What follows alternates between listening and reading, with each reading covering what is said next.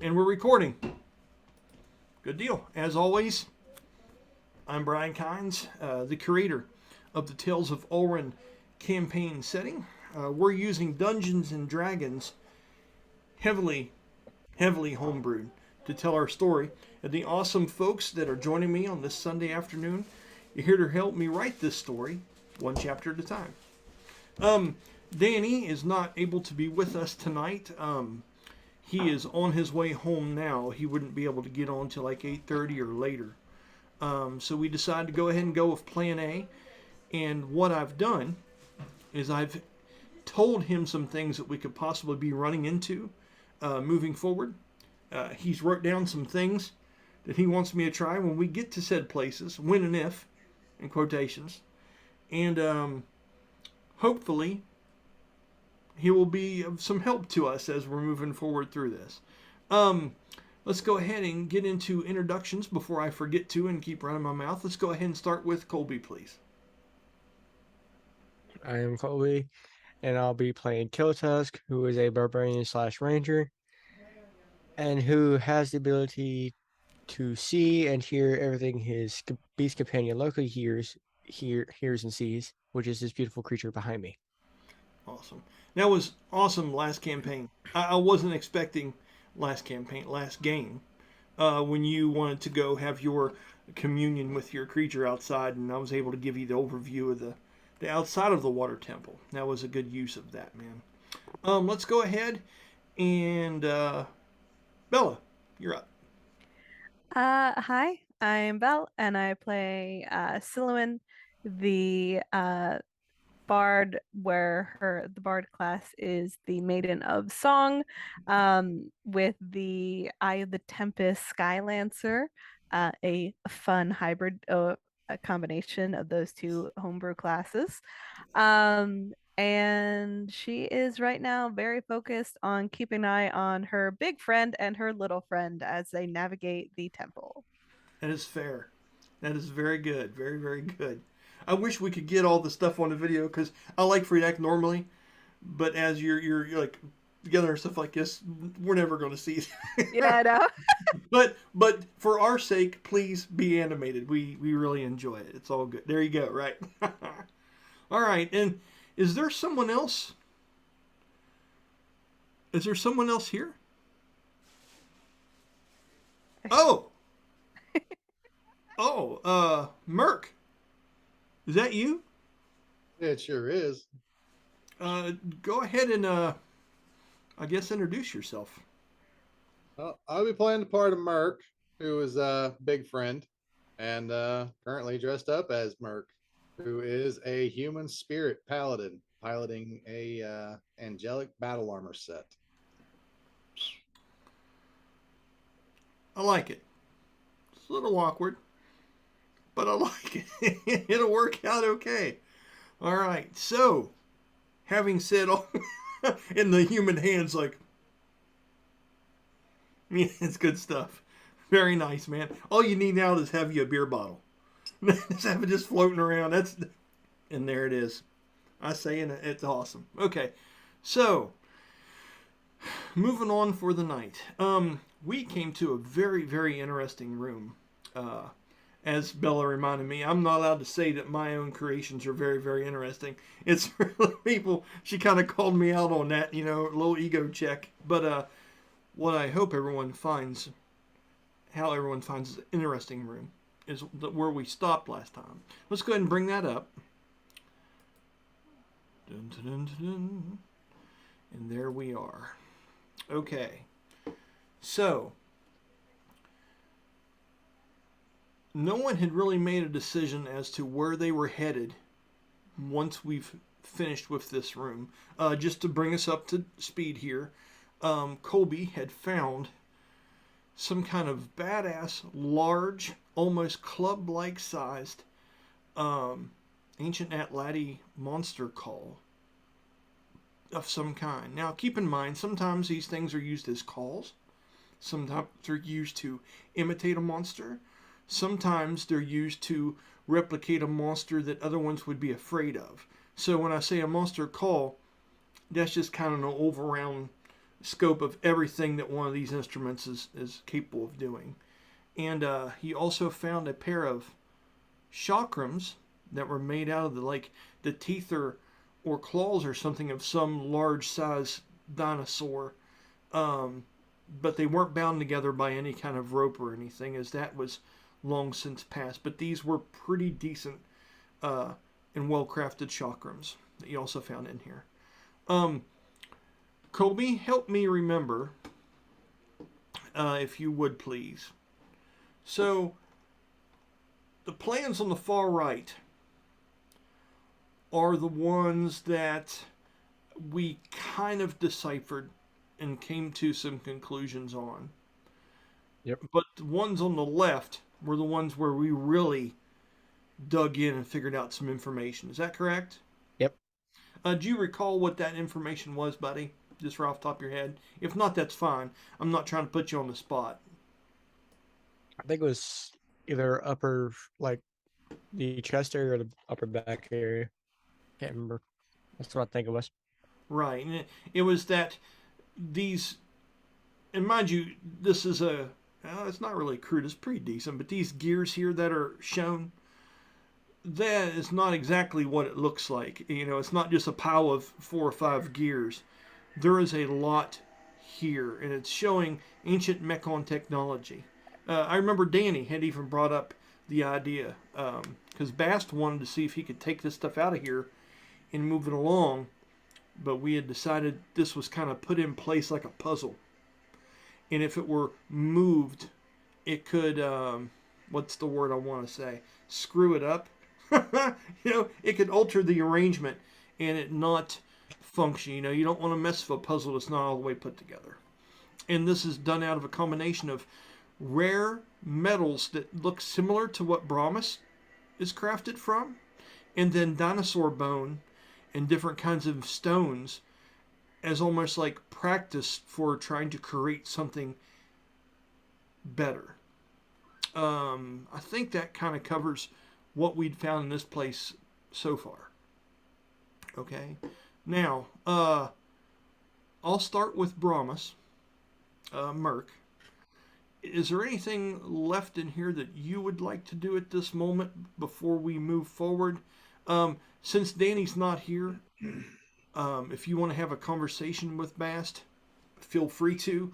I can play the character. I've known him for years, but I remember, just because Bast says he's going somewhere doesn't mean it's the best idea. Just because I'm the DM does not mean I'm going to just lead you guys through this stuff the way it's supposed to be. I'm going to play the character and make choices of dice. Okay. I think, for the most part, as far as we decided on leaving the stuff here just because of its fragility. Mm-hmm. And we've got that acid as well as the flask of oil tethered to me. I was really about all else there was. Okay. I've done read the bones. Read the bones.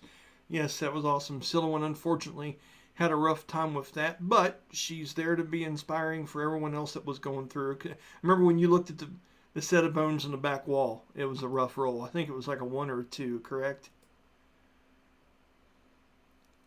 Oh, you're okay. Okay. Can you hear me now? I can, yes. Very well. So yeah, I don't remember exactly what it was, but it was very poor indeed, and I'm pretty sure it was the yes, these are bones kind of summation. That was awesome. That was a good moment. Sometimes bad rolls give some of the best moments. It's all good. So, not worth beating yourself up over by any means. So with this, Bastille, steps to the outside of the room, looking back into the large chamber that we had just came through. Looks right and left, and he looks back over his shoulder, and he looks at you, Kiltusk. And he says, it's your choice now. We've come as far as this room will lead us going to the north. Stick to the game plan. He gives you a nod, and he's referencing the order in which we walk out of here. Do you have a reply for that? I don't think he does. Okay. He kind of looks up with an eyebrow and looks over at Brahmas and says, he kind of steps in close, and he's not exactly whispering, but he's wanting to make sure that Jeremy, you know, it's a conversation just between the two of you. Okay? And he says, I don't think anything's going to come back behind us and disturb this stuff. But I kind of want to set something up just in case they do. I don't think Valdera would ever let a Vizillion walk in here. And I've been thinking, if we've got these spirits distracted with us, I mean, obviously, from the room over to the side there, Vizillions have made it in here. Whether it was they got lost or by accident, they've got as far as to grab a medallion. So I want to set a trap here on the inside of this door in case something comes back here before we have a chance. Because if we can't move this stuff, you know, it's precious. I don't want someone else to fool with it. He says, he's asking, he's kind of nodding, he's wanting to know if you agree with him on this. I absolutely agree. We should definitely set something up just in case. Okay. Bastille would turn around and he would look over to Karsu. And he would stop for a minute. And he would pause. And double thinking his words. Or rethinking. He looks over at Kiltusk again. Because you kind of didn't say anything earlier. And if you remember at the end of the last episode, you guys shared a look. Like he might have been stepping on your toes in this place a little bit too much. Right? Mm-hmm. So he says, Kiltusk, if you could. Since you've been protecting the rear of the group and making sure nothing sneaks up behind us, I think it's safe out in this next big room. Would you set up some kind of trap or signal or something along this doorway here? That way we know people won't mess with the stuff inside while we leave it. Sure. Okay. With that, he nods again, and he looks to Karsu, and he gives her like a encouraging nod, and he heads out into the larger room. If anyone has anything they want to add, remember, this is open conversation. Talk over me. People talk over each other in real life. So jump in with whatever you want to say at any moment. With that, he's going to walk outside, and he's going to start inspecting the sides of this door right here. Okay, this large stone gateway that seems to be blocking. Okay, because this isn't a wall, this is a moving structure. It has a brace on the floor it goes into and grates under the water. And he's going to start inspecting what some of these symbols might mean outside. What's the rest of the group doing?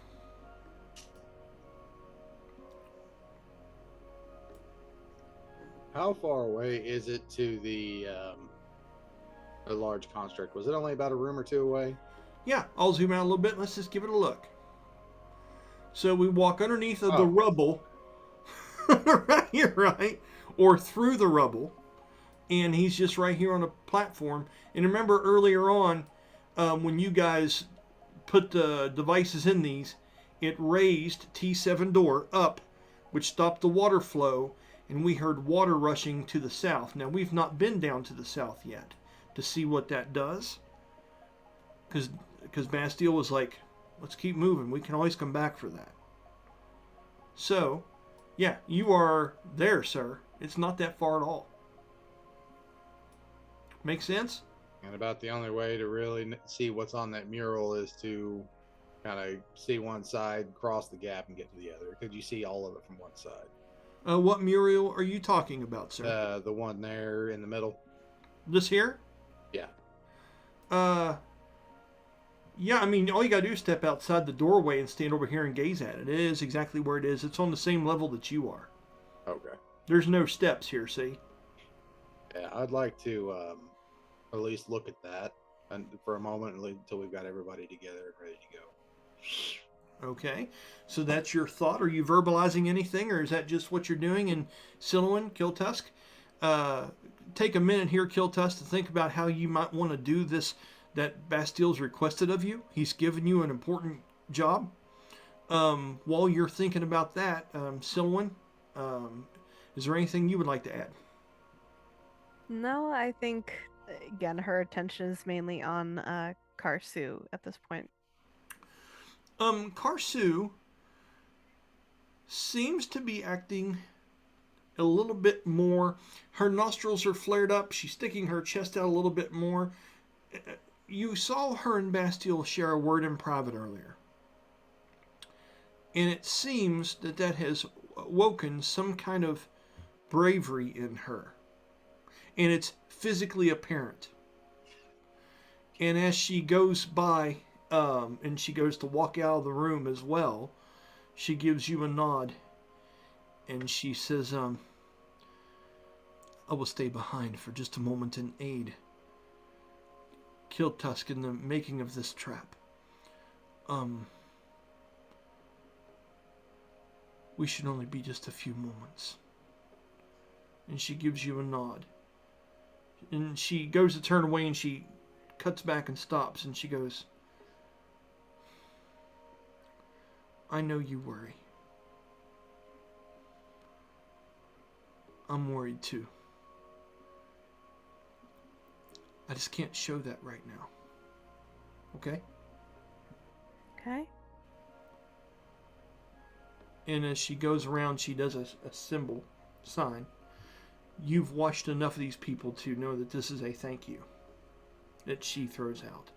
As she turns and offers aid to Kiltusk in whatever kind of setup here he wants to make. Karsu kind of stands at the ready. Kiltusk, what is it you're thinking about doing here is the fishing line and bones? Are you going to put a spring thing down? Are you going to what's the plan? Do you have one?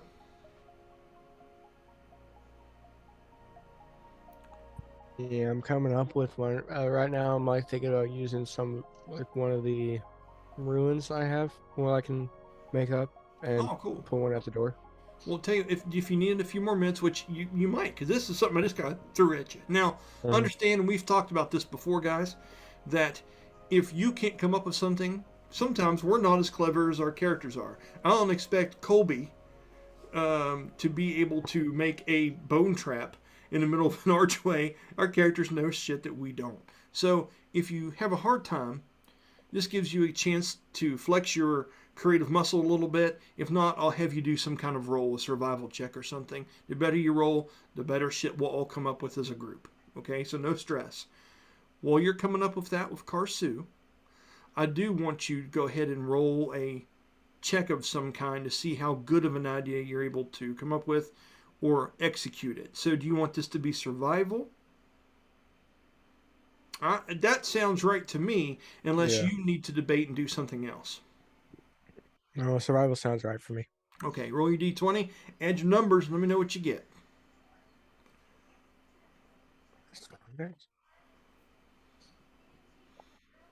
Dun dun dun. Yeah.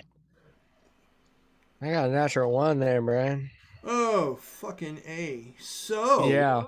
First roll of the day. First roll of the. Hey, you're just getting them out of the way. Bella told us how all this karma shit works the last episode. You're getting them out of the way, bud, and it's going to work out just fine. It's going to work out. All right. So think about that. No, do it with advantage because she's helping you. I'm not Alright. gonna. That's true rules. That's true rule shit. Okay. That's better. Well, anything would be better.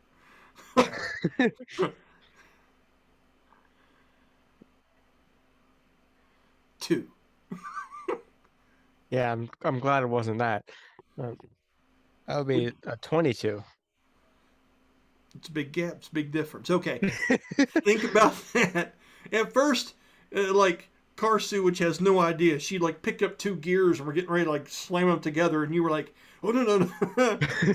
I have a better idea," and then or vice versa, and the other way around. So, yeah, you're getting ready to pluck feathers off your Pinocho, and she's like, "Don't do that. You're gonna mess it up."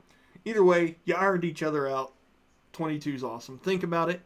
While you're doing that, Silouan, do you want to stay behind and watch them, or would you like to join Bast in Merc as they go outside to examine this big door? Decisions. There isn't any way to like split the difference, is there? Sure. Yeah. So let's do this. Okay. So I'm going to move them all outside. And just for a visual, just so you know, because we don't have to do this all the time, let me go ahead and move some people just around here so you know where they're positioned at, okay? So let's go ahead and say that Brahmas and Bastille are here examining the door, okay, as he hides behind it because of graphic stuff. And we're going to say Kiltusk and Karsu are here messing with the doorway, and right there split the difference pretty much. Yeah, so she'll pay attention or try to get like a look at the door, kind of. But right now she's making sure she has her eyes on Big Friend and Little Friend, as mentioned earlier. Nicely done. Okay, so with that, Brahmas, you walk up and Danny is down on one knee. I'm sorry, Bastille. Character immersion. I need to learn it. Is down on one knee, and he is running a dagger that seems to glow with celestial light along the bottom of what looks to be some kind of ancient carving of 4 seraphim that have these spears that are stabbing them down into some creature, and this whole door's face seems to be a two-dimensional or like a flat image of what would possibly be some kind of monster. I will let you roll investigation on if you want, or ancient history, to get a better of that. But that's just by straight up looking at it. Okay? And you see Danny or Bastille kind of examining and looking at some things. Yeah, what's up, Bella? You said that it's like it's kind of clear, everybody can see it's Seraphim kind of with a spear stabbing downward. That's the very first, that's what you can see. Silouan is mimicking that pose, kind of more likely to amuse herself. Okay. But like, probably wing out, her lance mimicking the kind of position of the spear, probably more so of like, again, more to amuse herself than anything, but like Nice. That's awesome. As you're doing that, Kiltusk, as you're working on this, however you're going to do this over here, Karsu nudges you and draws your attention as if you guys are out in the jungles hunting in silence to look over at Silouan. As she seems to be performing this, and she says to you softly, she goes, I haven't asked you for some time. Do you believe in fate? And she looks at you with hopeful eyes. Kiltusk, what are you saying?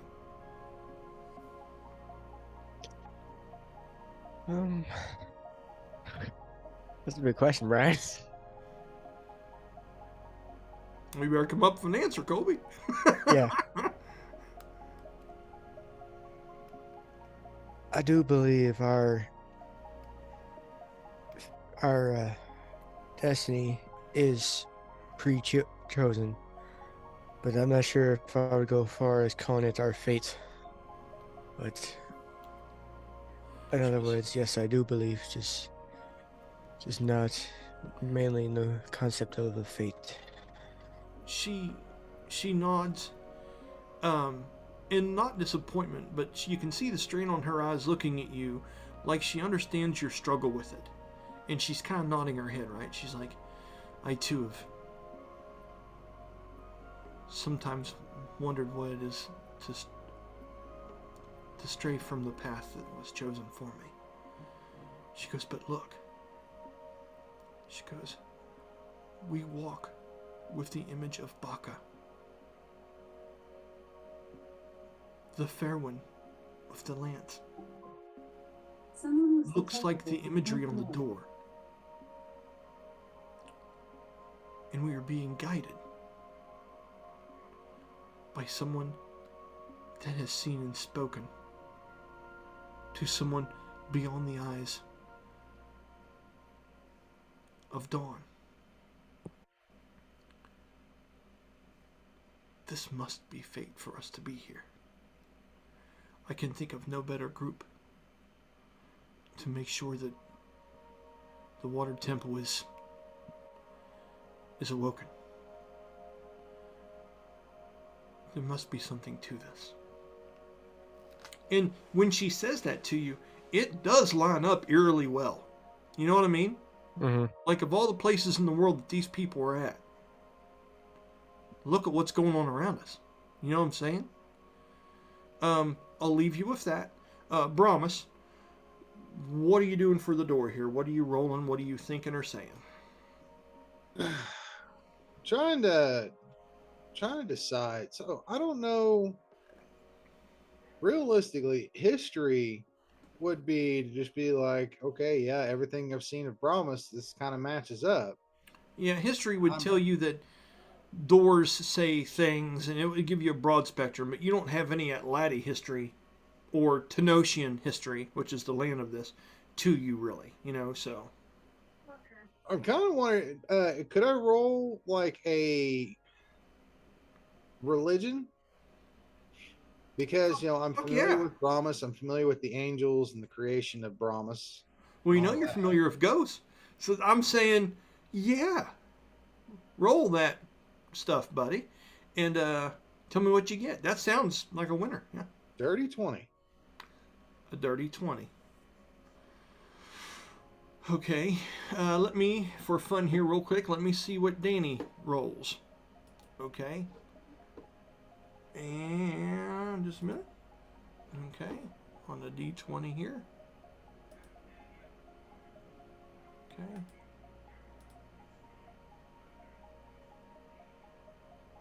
Natural 17 plus stuff. Good job, Mr. McGuffey. The truth be Nobody damned. knew any better. They think I was a barbarian. Right on. Okay. So, when you look at this door with a natural 20, that gets you certain things. 25 would have got you more. 30 would have made you you would have been part of the door itself, okay? But 15 is the first step, 20 is the next one. As you're looking at this thing, it's not so much that things are puzzles here. Or this temple isn't made of exactly puzzles, okay?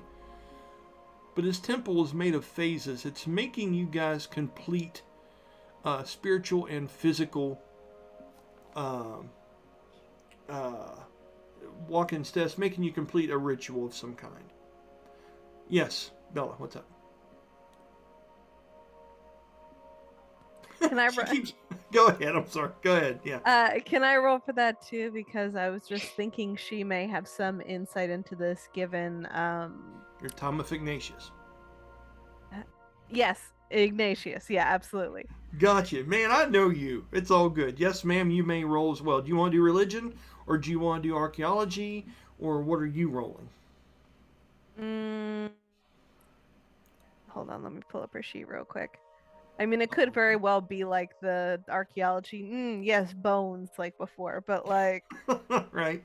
it's worth a shot. So probably religion +3. Maybe there's something from her time at the Maiden of Song I don't know. Let's see. Did you just roll a natural one? No, that's a 4 plus 3. She knows nothing. Okay. Please disregard my, Listen. my previous statement. You're getting them out of the way. You are knocking these down. It's all good. It's all good. So, Question. Is there yes, anything that she would have picked up during the times that she was inside Brahma's that might have given her a little something extra to work with?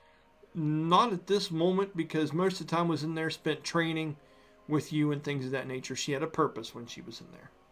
Okay. So, but I mean, the very few things that she's seen you guys traverse before. Thanks for the attempt, Jeremy. The DM's just shooting them down. Pow! It's all good. No, the 4 remains. So let's go ahead and say that, Jeremy, with religion on here, it makes it kind of tough because you're having to look through the eyes of the ancient Mori'tal people that built this, right? This isn't like directly angelic, and this isn't directly any kind of paladin oath. This doesn't have anything to do with a Valkyrie of any nature like that. This is an ancient interpretation of things. So as Danny could read these walls a lot, it's more about understanding the metaphor. Okay? And keep that in mind moving forward, okay? I don't want keep repeating it, but once an episode probably doesn't help, right? It's unlocking a person's look into something, how they decided to describe it to us. And when you see these 4 seraphim, and they each hold these individual spears, and they're striking down with a 20, you can tell that this large face on this door is depicting a version of a Terrachua, or what we know in D&D as a Grand Tarrasque. Okay? And what's interesting about it is it's very symbolic. I'll describe it like this. I thought about this when I was making this stuff. Have you guys ever seen that Santana album cover? That it looks like a lion, but it is made of different faces and things put together to make it look like a lion. Like the 2 eyes are women's faces with their hair moving up, and the middle is like a tribal woman. The teeth from the top and bottom make up the dress of what she's wearing. That is the way this Terrachua is made in this. So you're going to see different images of things that are Atlati. You're going to see things that are Volitan. You're going to see things that are Mori'tal. And you're going to see people rising their arms up through bonfires, and it's going to make a tusk of hair from the Tarrasque. And you're going to see an Atlati warrior blowing a large, long monster call, and that's going to make up one of the spikes and horns on the Terrachua's head. So this thing is a collaboration of scenes that make up the people of the lands of Tenosia. And then this seems to be one concentrated creation of all of them. This Terrachua comes across fearsome, but it is a part of all of Tenosia. And that's how it's described in here. And each one of these 4 seraphim seems to be stabbing it in a different place. That's what I will give you. Does the seraphim look different at all, or do they look the same? These 4 seem to be similar. Almost like armored knights would be similar. Okay? And that is what you can depict. As you're looking over that, Bass looks up at you and he goes, "Hope you're having better luck than I am. I don't know what it would take to move this thing, but it's not going to be..." He looks you up and down. It's not going to be brute force, I'll tell you that much. But there is one thing I found that's kind of interesting. He goes, I'm curious for a minute. How's your hearing in there, Merc? Did you have, like, I hate to sound ridiculous, Bastille says, but I can hear pretty good. I'm made to hear that way. But are you designed in where you can pick up sounds and feel things through walls? I mean, I'm just asking. Believe me, sometimes I hear more than I wish. He kind of nods. And are you answering the question in any way other than that? I don't know that he would, other than maybe insinuating, Would you like me to put an ear up to the door? He says, I know you. He says, I may be crazy here. He goes, but I know that you can sometimes, and we've discussed this, you get the echoes of things that are happening outside of Brahmas on the inside. And I'm just wondering if maybe putting your hand on this door or listening to it will trigger something to you. He goes, because the one thing I hear, there's water running through these walls. With his 17 and his investigation, he's gathering that. He goes, whatever is holding this door closed and the other doors closed and opening them and the things that we're seeing around here is all. I mean, they don't call it a water temple for nothing, right? And he kind of grins and laughs at himself a little bit. He goes, can you imagine how much water pressure is holding this door closed all the way down here at the bottom of this? Imagine quite a bit. Yeah, it's more than I can even imagine from inside here. I'm more of an outside person. Even closing off that gate created quite a bit of commotion. It's got to go somewhere. I just don't know. I don't know where, but this isn't budging unless we play by their rules. Not by any way I can fathom. Even if I could, like, turn someone into a frog, which I can't, and we could go through the gate here, and he kind of points down at the water, okay, and says, that's just one of us. is the water completely still, or is it moving in one direction or other? Did you ask him this, or you asking me? Is it perception? I'm asking you. Just Roll looking at perception the for water. me, just so you can tell.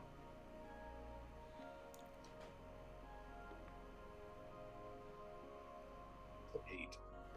No, this water here particularly seems to be stopped and not moving, and you don't know. That may have had something to do with the stone door on the other side that raised up. It may not.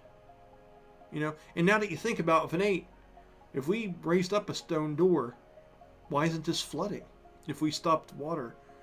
But with an 8, you're just not quite sure. Okay? I'm gonna go up to the door, Okay, absolutely.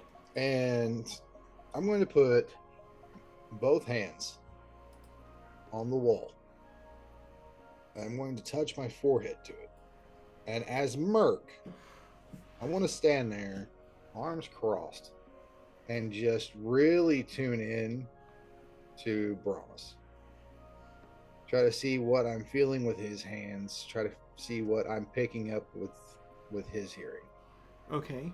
Silhouin, you would see this as Bastille would step back away from you, kind of quietly towed, kind of not disturb what you've got going on, you know what I'm saying? You're more than welcome to react in any way you'd like to. And you're more than welcome to stir your hand up, interrupt, whatever you want to do, Bella. It's all good. Colby, you've had a few minutes. Tell me about what you're setting up here, bud. Tell me something good. Yes. Okay, would it be possible to put a ruin down? A rune. Yes, sir. Alrighty. Which one? The one for spike growth. Ooh. Fuck yes. I like it. Fucking spellcasting for win. Okay, so, tell me, by looking through your devices there, what do you need to do to be able to perform this? Is this just practically, is this one of the things that you paint on yourself and you're going Yes. to use it here? Mm-hmm. Perfectly fine. Just for the hell of it, roll me a 1d20 plus your spell casting ability modifiers and stuff like that, as if you were doing an attack spell. Or no, like a DC, like what the DC of your spell would be. And I want to see how well you perform this, just for theatrics. And I'm going to say you can do it with advantage because she is still helping you in this endeavor.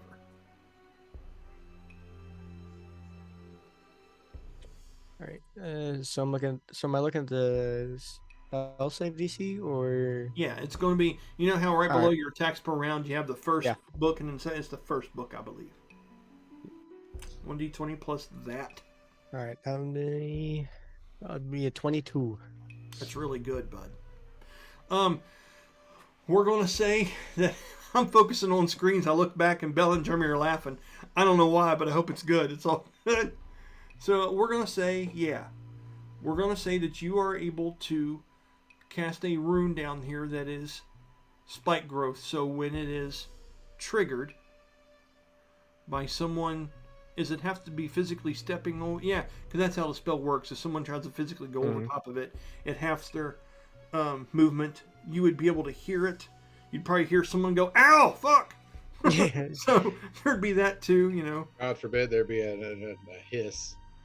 Yeah, no joke. Oh God, no, we don't want that. So I mean, it says it's literal spikes going up and impaling them. So if they don't yell out in pain, now they're serious creatures. okay, and you have the ability to disarm this, do you not, Colby? If I'm mistaken, it goes away after a time, doesn't it? This one says it goes up to 10 minutes after activated. But that is if we're counting the DC activation for this. Which you just did. You rolled really well. We'll just consider that roll your DC activation, okay? So, if that works for you, are you happy with that? So we're saying you're going to put this thing down, and it remains there for a while, but once it's activated, it will last for 10 minutes, correct? Yes. Yeah. Okay. So, that's what we've got. And is it a realistic amount of time? Like, does it last for hours or days or months, or do you know? This one just the spells themselves. Well, this one says the arcane effects only last for only 1 day and are removed from your character's body/belongings once activated. Perfect. So 1 day. Yeah. And I'm good with that. And if we are a little bit off on it, just make a note to know it next time. But I'm good with that remaining on the ground for 1 day. And if someone traces over top of it, it activates and it lasts for 10 minutes. Okay. No concentration on that, right?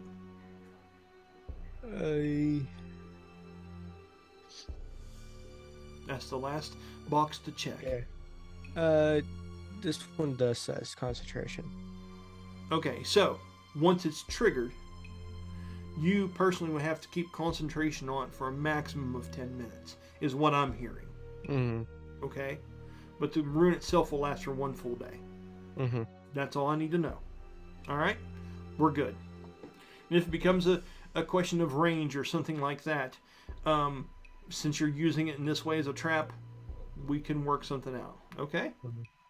All right. Also, just to let you know, if it does happen to get activated, it's a 20-foot radius. Awesome. Okay. So I'll do it. Where are we placing this? That was also gonna be a question that I was gonna able to ask. Is there a way to to change the radius? This 20 foot seems a little big for the small area. Well, and then I was just thinking, like, if that goes off and it's anywhere inside that room, there's Everything's getting fucked. Everything's getting fucked. Yeah, everything's getting fucked. I'll let you do a 5, 10, 15, 20 foot box here if you want to in the doorway. I'm not going to get real specific on this because we're kind of improv-ing it. And if you're casting that down there, I have no problem with you messing with this a little bit. We'll say, let's do it like let's do half of the radius like up here like at this arch, and the other half maybe around the front of it. So when you step out, so you need to tell everybody to stay out of this this 10-foot like half radius here in front of the doorway, and it goes up in this area too. Okay. Mm. So yeah. So go ahead and have that conversation. Let folks know, and then we'll decide where we're moving to next. Okay. So then Kiltus will tell Karsu and then yell to everybody else. What I'm about to put down is the trap, but it has such a big radius that we make sure we stay away from this doorway. And I mean like by at least 10 feet. Karsu adds to this, like, as the creator of this trap, Kiltusk will be able to go in and out of the room free of free will and retrieve anything that we may need or trigger the trap. And she kind of gives you a nod like, right? With that, the group, of course, Silwyn and a few of you guys would want to step back a little bit, which we'll go ahead and do that, okay? Just for the hell of it. Now, Bastille says, so, do we backtrack, or do we just continue on around the room? What are you guys thinking?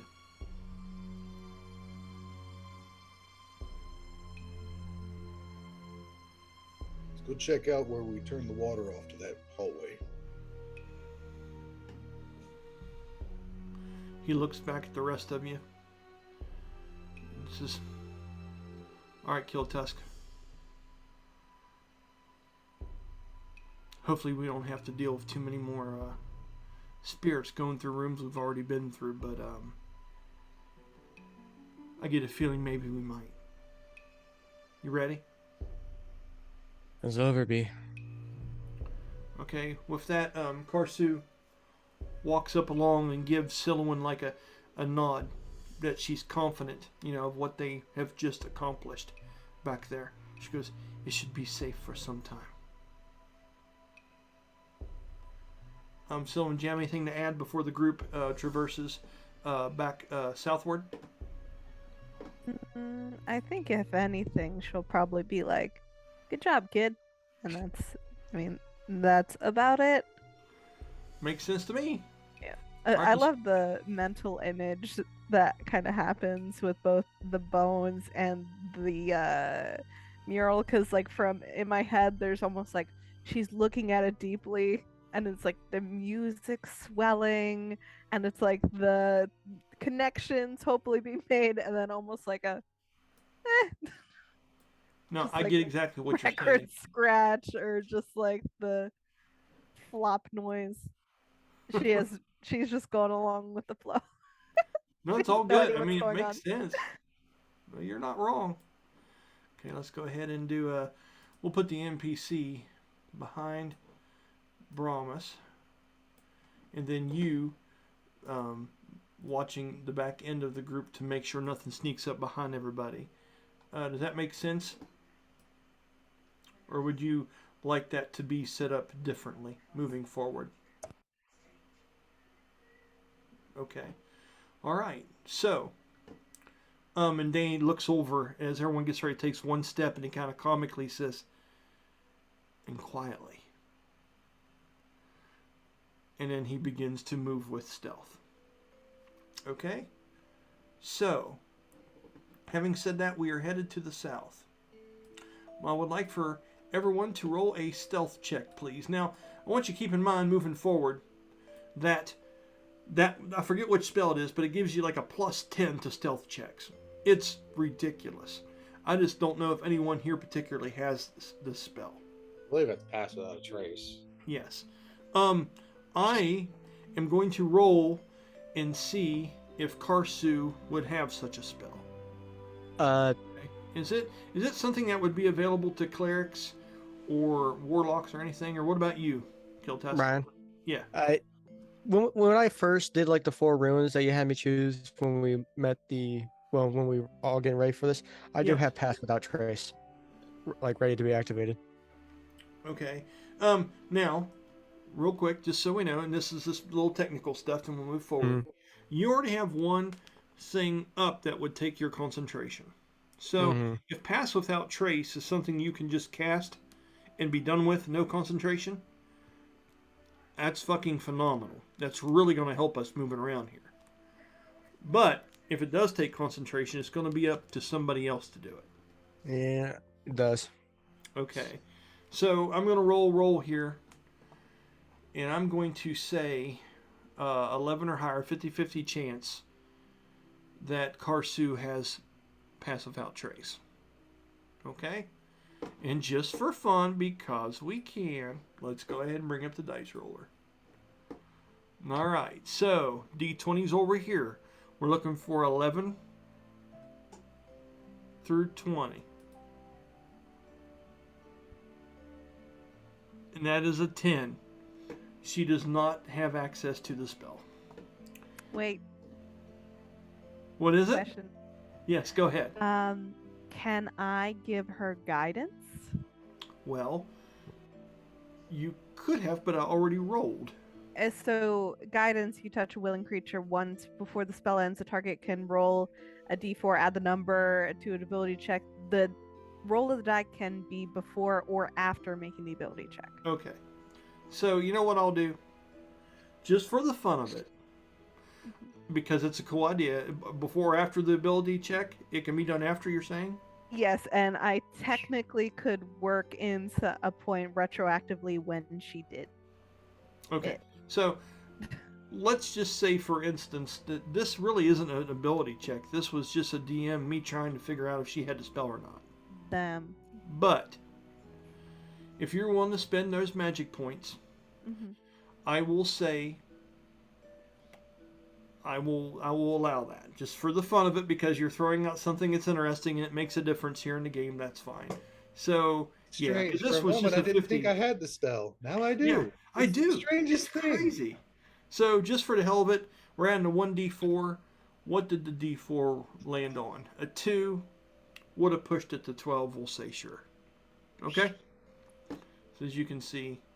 And so it is a level guidance. It's a cantrip divination. So how many magic points is that? 0. 0. Oh no, cantrips are 1. Cantrips are 1. Yep, my bad. And Jeremy's then like, know your rules, Brian. Know your rules. and just kind of in terms of like a narrative point when that could have happened. Yeah. Is like with the sort of, good job kid, like with like sort of like a friendly like pat on the head. It's a point, touch of contact, so that could have been a point of like. Okay. And what you have to make physical contact to someone that lasts for how long? Guidance is up to 1 minute. Okay. I will say that when everyone was departing and was walking away from that, you gave her a touch of guidance as we were walking away. So now that you've used that spell, keep that sucker on deck. I won't be. It makes for really cool D&D, but I won't be that lenient next time. Yeah. Yeah. Yeah. So that is like once it's used, it's done, so it doesn't hang around. And also because Silwyn's in the back, I'm going to use another cantrip, and that's just blade. Wait, no, hold on. Can I do that? Oh, that's until the end of your next turn. So can that be cast out of combat? What is it?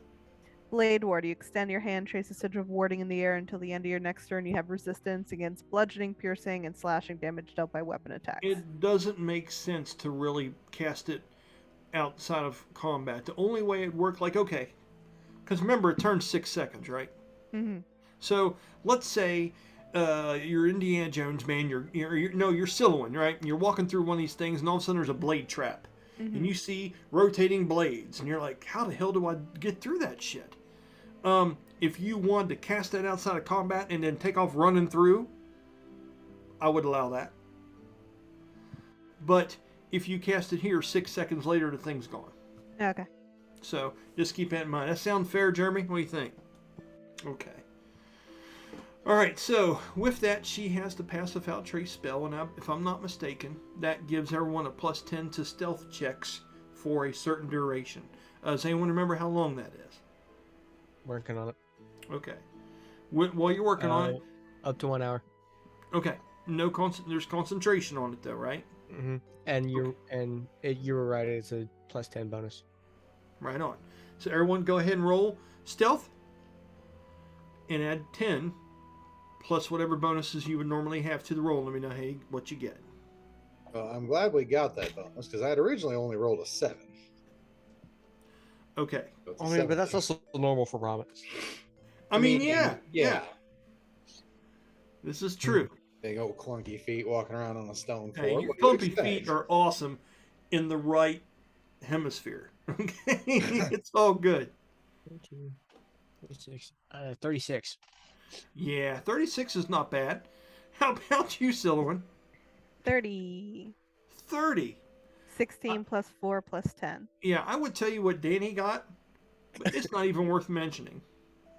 Because Oh, did he finally? Did you make him get a low number? well, see, I will only spend a moment on this because he frustrates me. But I will say this. Danny has a very, very high dexterity. Danny took expertise in some of these things. Plus, he has something on him that helps him a little bit, too. His bonuses to a regular stealth checks are sickening. Okay? I almost want to, cast, permanent brick feet on him or something. Just to fuck with him. But having a 10 on top of that Concrete shoes. is just dumb. It's just dumb. And he is like... Kiltusk, you don't even know he's there and he's right beside you. That's all I gotta say. Okay?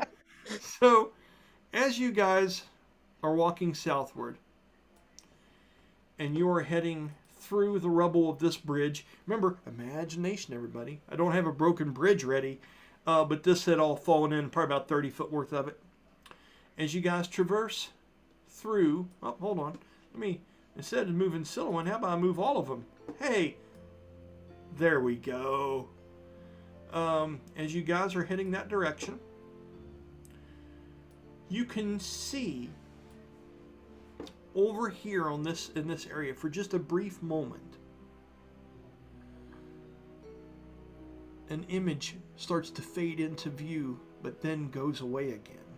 And it looks like one of these Atlati guards, Kiltusk. Okay? One of these Atlati spirits seems to appear for this minute and then fades away. And as you're going again, when you start looking around and looking back and forth, for the hell of it, roll me a perception check, please.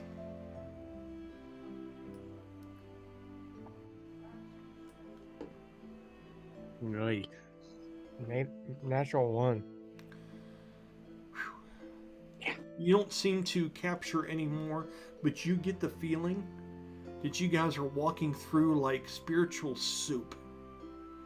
And if that's not the name of this episode, I don't know what the hell is. But that's the feeling. Now that you see that this is over there stirring, it does matter when you're going back through already found rooms.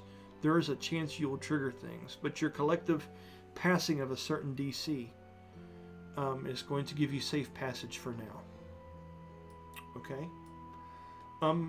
As you walk by, hey, let's do the tour bus. As you walk by, you see the Seraphim to your right.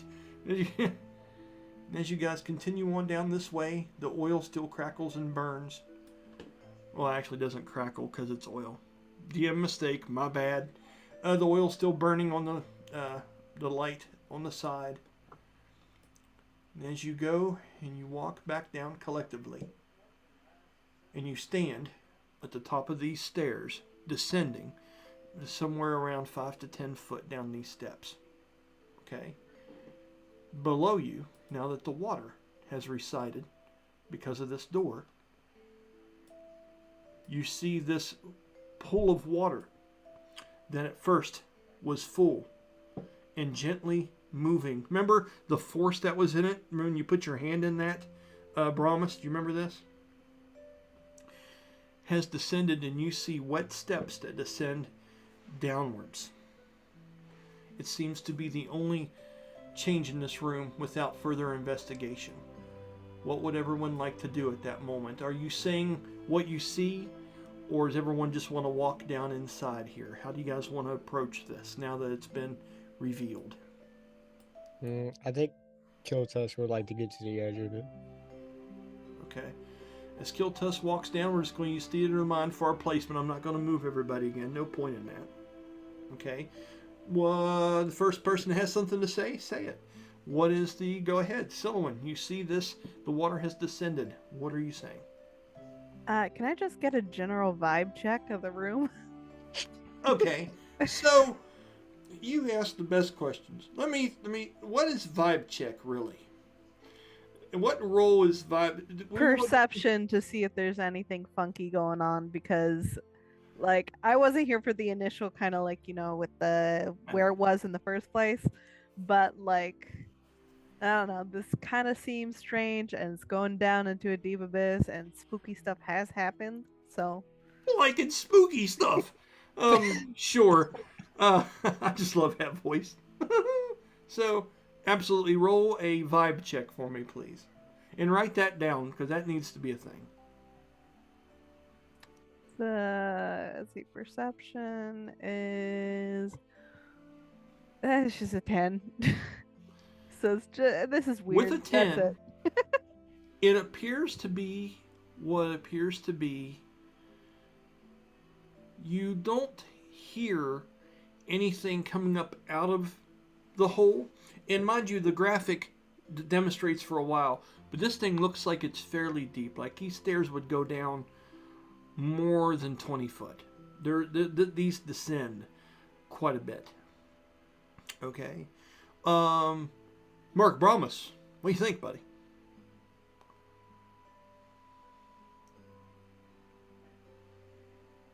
I mean, my initial thoughts, because I'm pretty sure Brahma suspected something with that pool of water to begin with. You did, yes. So now that it's stairs, it's just kind of, he's immediately thinking like, okay, well, this is what we did in the previous room is what opened this up. His first thought would be maybe this is the next direction we go. Okay. Are you saying anything of that nature? Yeah, I think it'd just be, we have the stairs leading down. I don't know that there was another room on the other side. But seeing as how what we've done in this other room opened this up, perhaps this is where we go. Bastel looks up and says, I agree, but we need to be careful going down in there. We've tried small spaces so far, and we can't go getting cocky. I think we've been lucky so far. He goes, You go first. I can take a hit. Sylvan, go ahead. I'm thinking I am just really kind of looking at her bard spell list currently. Good. Because I mean, I know I touched on this briefly when it was sort of the descending, jumping down bit when we clearly knew where we were going. Featherfall? Yeah, but there is the levitate app. Like up to this seems more than 20 feet though, right? With the 10, it's I don't know. further than that. You just can't tell. It's dark. Yeah. That's when you just pull a ruler out, right? Oh, do we have a light or a torch? Are you asking the group? Hey guys, do we have a light or a torch? I believe we did. Did somebody not grab? No, that was the other game. I'm losing my mind, Jeremy. You know what I'm talking about when they grab that leg off that table? Dude, crossing the streams is never good, sir. We don't have anything particularly. We have some lantern oil, and we have a guy that can read everything and sees with devil's sight for miles. So when you say this, like, you know, do we have a torch, right? Bastille kind of looks over and says, I'll give it a look and see why. What were you thinking? So if I have a torch or a source of light, I can cast levitate on it and have it descend down the middle of the spiral staircase slightly ahead of us, illuminating the path downward, so that way if there's anything on the stairs as we head down, the light would catch it before we physically encounter it. And if there's something down there, it would attack the light before it attacks us, so then we know that it's down there. You know what I mean? Bastille, in typical Bastille form, is with you, but he's always got to throw his 2 cents in, right? So he's kind of like, that could work. He says, I don't think light's going to trigger a trap exactly, but it would definitely help with Brahmas. Go ahead. Not necessarily a trap, but if there's a creature down there, more so the attacking bit, and more so the light helping to detect traps, or so Brahma sees where he's going, or all of us kind of see where we're going. Can you have us all levitate down together, or can you just cast it on one of us? I was thinking more of an object, like, because I think I can. He has Eureka. I think he's getting what you're saying now. You're wanting to levitate a light source down there. Correct. Yep. He says, let's get some of that oil. And is there anything else besides the oil? Because I know it's pretty valuable, given it healed up Brahmas a bit. He smiles and he goes, it's everywhere. All I've got to do is just dip it in one of these. And he takes a rag off of his side, and he balls it up in a ball, and he goes to the far end of the room and goes to dip it in this. He can reach up to it. Oh. And he's like... Yeah, I got the acid and that oil. I went and dipped it in the oil for the lantern. I was thinking of the acid, not the oil. So, sorry. I got the two mixed up. He says, tell me when you're ready, and we'll... you can float this down there. All right. Second level transmutation. That's how many magic points? 5. 5. Okay. And he's going to go ahead, and I'm going to roll for him. Make sure he doesn't catch himself on fire and do something stupid. But he's going to do that. Let's go ahead and bring it up. Let's see how Danny does, everybody. Oh, it's fun seeing his rolls for a change. Here we go. And we're going to do... With Danny, with this, I'm going to roll a 1d20 and a 1d10, which is going to be these 2 dice here. The total, that's going to give us what he makes. A 12, and what is this one over here? Just 1 minute. Let me open this up a little bit. Sorry, guys. A second. A 4. 16. 16 will do it. Okay. So, with a 16, he goes over and he balls up one end of that and ties it into a sturdy knot. And he has a tail come off the end of it. Okay? It almost looks like a long-stemmed, like, tomato. Or like a potato in a sock or something like that. And he goes over to it and he eases that up into it where he gets a little bit of oil over the side of that stone piece, that stone framing that's around these oil torches on the sides, and it is catching. Okay. As he's doing this, he's got his dagger and he's holding it straight so the flames don't come up and light the part he's holding on to. He's holding it out like with his dagger tip, and he looks at you and he says, do I just let it go when you cast it, or do you cast it now and then I let go? Can you bring it over towards the hole? He does. He actually goes as far, and I'd say he steps over on this side with it. And I'll just go ahead and animate that just for the hell of it, okay? I'll say he steps over here off the edge of where the first step we would take to go down. And that's where he would be. All right, she casts it. That way it is the light source for them as for all of us as we descend the stairs. Okay. So as you do, and you take this thing, and you have you tell me where you're moving it to and how far down you're sending it, because you know the spell, you know how far it will reach and the control you have. So go ahead, just for the hell of it, roll me a 1d20 plus your spell save DC, and that's going to give me an idea of how well you're performing this. Okay, spell save DC So you have is 7, and Awesome. I rolled an 11, so an 18. That means you can manipulate this perfectly fine. 10 would be you get basic stuff done with it. 15, you could use this as nunchucks if you want. I'm happy with it. Just something extra I like to add in for flavor when it comes to spell casting. Yeah. So go right ahead and do what you have to do, young lady.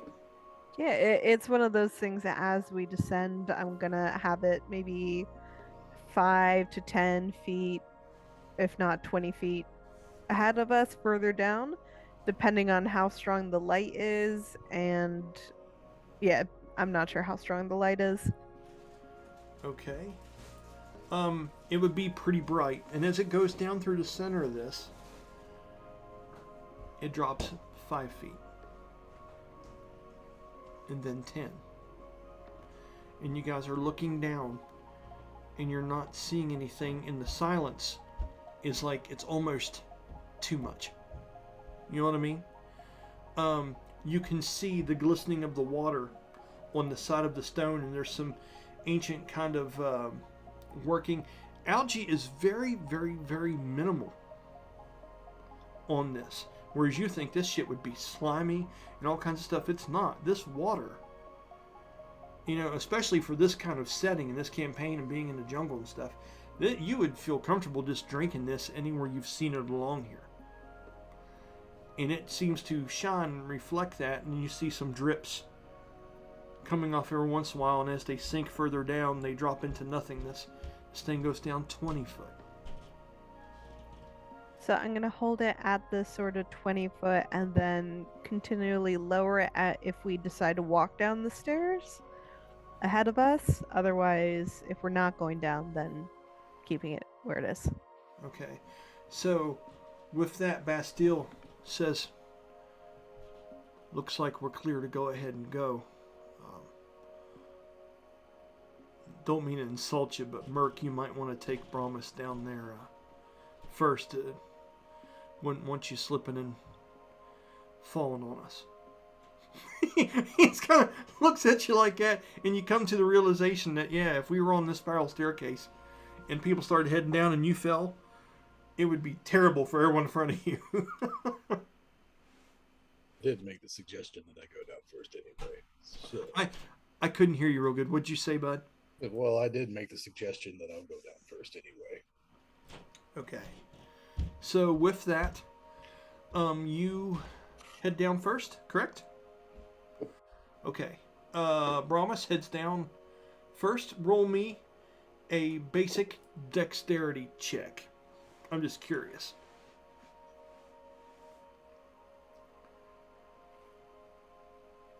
8. That's fine. That's fine. 5 and lower would have been shit.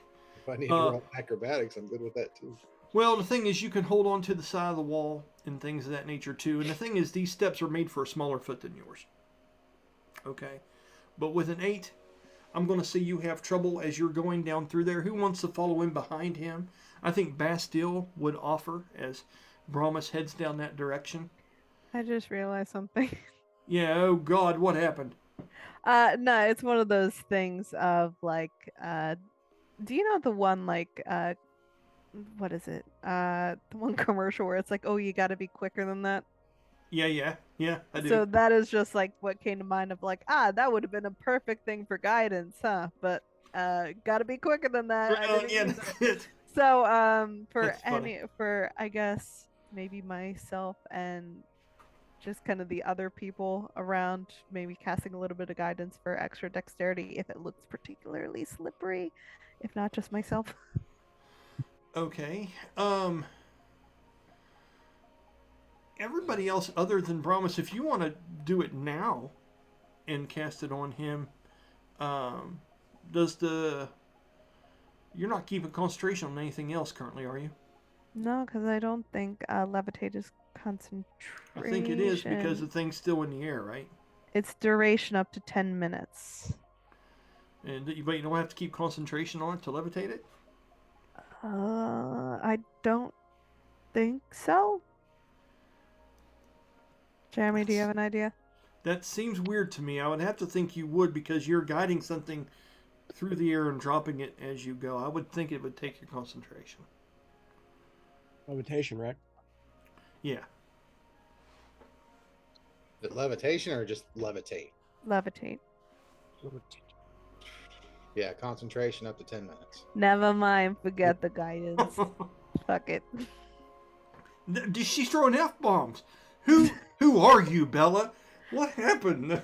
I do curse. I I just. know you do. I know you do. She's all nice and stuff, and I'm like, well, you can't do that. She fucking, I don't care. It's all good. Well, there's like been a people. up. Look at where I live in Jersey. Where do you think? How know. else do you think I talk? I get it, man. It's all good. And I'm just Technically, most of the ratings are because of F bombs. right. True. Because I think PG-13 was like 1. Yeah, you're allowed one F-bomb in a PG-13 movie. So Sam L. Because you had a Jackson while is back, allowed to you read your could put- credits. If you could do that in a Star Wars movie, which part would it be? And it shows the part where Anakin walks into the room with the kids. Yeah. Mother! And then just cut off the lightsabers. Boom, boom, yeah. So, moving forward, or downward, as it were. Brahmas descends down into this, and you get to the 20-foot mark where you're going down, and you have that flaming rag soaked in oil there beside you, levitating in the middle of this. Silwan, are you wanting to go down at last as well with Karsu in front of you? Yeah. Okay, so we'll keep that marching order kind of the same as it has been. Okay. Is anyone wanting to examine the stairs or anything of that nature as you're going down through here? You just want to get to the bottom. I'll do my thing when we get to the bottom. Okay. You will notice that when you get to the 20-foot mark, it is another 10 foot, and you can see the bottom, and you can see what appears to be some kind of vent or grate. This is in the middle of the floor where the water has drained out of. Okay? So the total depth of this is going to be 30 foot down. Do you want to tell me what you guys are doing? You got 10 more foot to go. As you've traversed 20 foot of it so far, you're lined up in order. You're keeping concentration on things. You guys have still got that, just for the hell of it, because you're concentrating. Go ahead and roll me another round of stealth checks to see how well you get down this. Do we still have paths without a trace? Yes. Okay. And I do move the light down the other 10 feet. Awesome. Cool. You just got it sitting above the grate down there on the floor? Or do you just want to rest it down and stop concentration? If I set it down, will it go out? Just common sense, you wouldn't think so. I mean, it's a lit rag. I mean, it's going to burn like a wick for quite a while, you know. Okay, I wasn't sure if there was like a puddle at the bottom where it's like you set it down and then it's like psst. Well, what's real clever about that, which works great, you're sitting it on a grate on the bottom of the floor, which all the water is drained out of. Ah. So there is no standing water down there in that spot. D&D, man. Sometimes shit just works out. So, rolls, what'd you get? 27. 27. Oh, God. Jeremy, what have you done? Just your face. Just what? Other than that one, Mm-hmm. for a total of 3, but it's 13 with the pass without a trace. Okay. Bella, what did Silverman roll? 18 plus the stealth dex, which is plus 4 with the 10, so she's fine. Okay. As you guys are descending down, Brahmas stops for just a moment and begins to descend a moment again as he's met that 20 foot and chooses to go down the next 10. Loses his footing. Okay. As he does, you begin, your foot slips out from underneath of you and one leg goes over the side of this out towards the center. Okay? I would like for you to roll an athletics check to see how you correct yourself. Now I'm just thinking about that TikTok sound. Like, how to fall down the stairs. Yeah, and it takes everyone's breath for a minute because it's quiet down there, right? Because everyone's kind of creeping. But as he steps, his foot slips off that step, and he steps out over the edge, and he sticks his arm out, and he's kind of looking for something. And he's a large construct of a being. This would be like, oh, shit, right? What was your athletics, Jeremy? 11.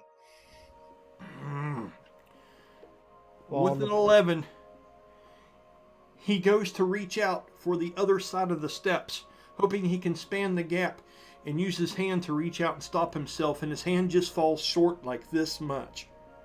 Okay? And as he goes to fall, yes, Silwyn, yes. There isn't a way for her to throw her lance to be a rail, like to be something that he can grab onto, is there? You just dropped the rag, so you didn't have concentration. Mm-hmm. I will let you try an attack roll with disadvantage. And I know what that would be to hit that one particular spot right there to see if you're able to give him something to hold purchase onto. It would be a tough fucking thing for you to do.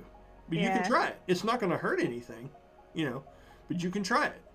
Yeah, so her help doesn't work because it was a 14 and a 9, so I don't think a 9 will get there. No. Yeah. But you did throw it. Mm-hmm. Right. So as you do, and he's going to slip, just a second he goes past, and he starts to tumble shoulder first down into the center of this spiral staircase. You can see that your lance reaches there just a moment too slow, and it hits and goes into the stone, okay? But prings off and goes to fall down behind him, going into the tunnel below. You take... the way I do falling damage, by the way, everybody, I do growing dice up to a certain point, depending on what's at the bottom. So I'll start with a D6 and it goes to D8, then to a D10, then to a D12. And D12 is about your maximum, and then it starts getting worse for you. So you're going to roll, I'm going to roll 1D6 and 1D8 for your bludgeoning, or no, you just went 10 foot, 1D6. On the bright side, it just looks like a giant group of shadows just fell down the stairs. 5.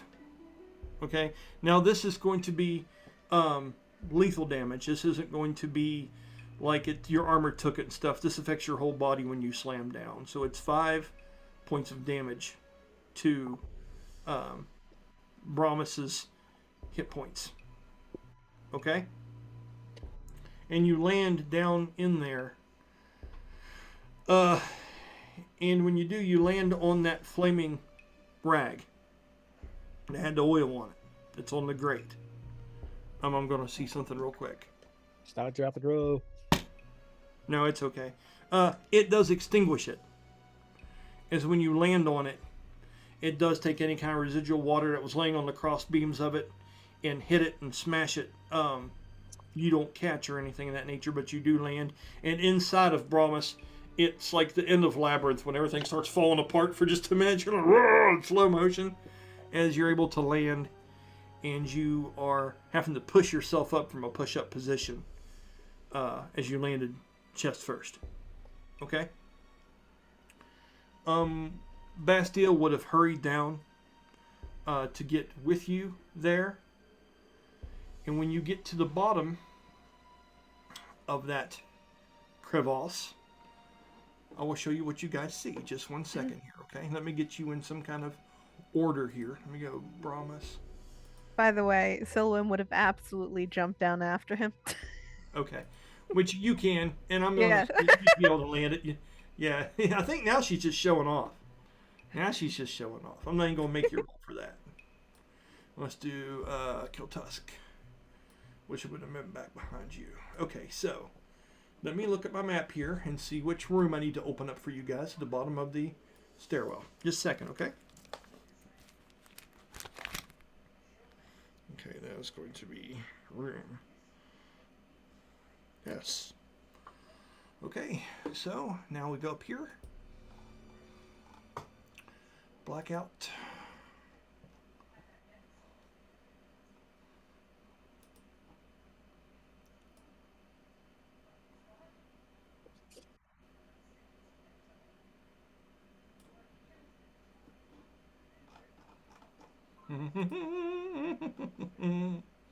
The gang.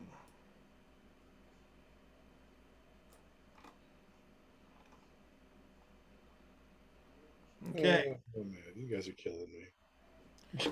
When you guys get to the bottom, Oh, what are they doing? Putting stuff on Facebook, talking about it. That's awesome. Always get to see that afterwards, and it's Oh, like no. a time capsule of our campaign and shit. I can only imagine what's going down there now. I mean, I think the last one kind of sums up what just happened. Yeah, and Dear God. the one I put before all that even happened just now works perfectly for it. I think I just jinxed Promise now when I was looking at it. Well, you know that one clip from Family Guy when he's trying to carefully go down the stairs. Isn't it right after he got waxed? Or they got waxed or something? Yeah, or something like that. They're Anyway, slowly trying to take a step down on the stairs and he just tumbles. yeah. So that's pretty much what just happened with Promise. Pretty much. Yeah. On its way. Oh man. So, when you get to the bottom, Brahmas, and you're pushing yourself up, and you're correcting your head and you're looking forward, you're looking along the floor straight into this room. Okay? And this is going to be T5 story, and because you fell down the stairs, congratulations, Jeremy. There is happiness at the end of the tunnel. You get to read this thing. I'll give you that, bud. You were the first one down, okay? Just 1 minute here. I'll bring it up and center it, and I'll tell you when we're ready to rock and roll and you can read it, okay? Just give me 1 second here.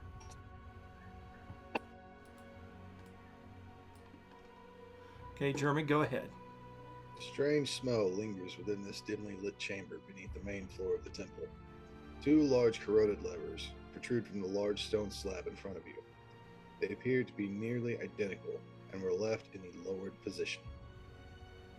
Okay. So, having said that, what would the group like to do? I won't move everybody around. We'll just kind of use some theater of the mind here for positions. But as that's happening and Bastille comes down and he's looking at you, he goes, Merc, you okay, man? You all right in there? And he puts his hand up on your shoulder, and you just kind of raise up with him as, he realizes there's nothing he could personally do to help you up. And he looks forward, and he pats you on the back and goes, look at that. You found something. Good job. And he just walks past you kind of sarcastically. And goes to walk into the next room. And he's starting to check on some stuff. And he peers inside the room. What are the rest of you doing?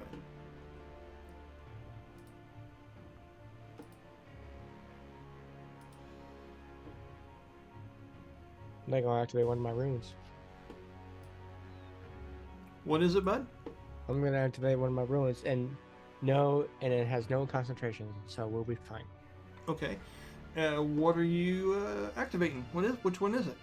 Find traps. Find traps. Okay, so if you're doing this, and Bastille walked into the room, are you doing it from behind him? Are you trying to step up past him to examine the room? Or what? I'll try to step in front of him. Okay. As you do, you start doing this enchantment and using the components and the way it works. And it's verbal and somatic and shit like that? The way we have it with mine, our ritual casting, I just have to swipe it off my body and it activates. Oh, right, because you did all this stuff the night before. So when you touch that paint, where do you want to say the paint was? Describe to me what it looks like. I would say this one would be, since Kiltus knows this is a sight spell. I think he would have done it by his eye, on his forehead, somewhere near his eye, and he would just and it looked like he just wipes his head. Okay. And with the detect traps, what does that give you the ability to do here, sir? With any trap within 120 feet that is line of sight, and if I see it, so you sense the presence of any trap within the range that is within line of sight. A trap for the purpose of this spell includes anything that would inflict a sudden or unexpected effect you consider harmful or undesirable. Okay. Which is specifically intended as such by its creator. Okay. So, just for the hell of it, roll me a 1d20 plus your spell save DC. And I'm just looking, if you roll super low, I'll be less revealing. If you roll super high, I'll be more revealing on the casting of this spell. Let me know. Natural 20, so I'm in a total of 27. Fuck yeah, dude. Congratulations. That's good stuff. That really, really helps. As Bastille starts to look around, he looks at you, taking that paint and wiping it off your face, and you start saying a couple words.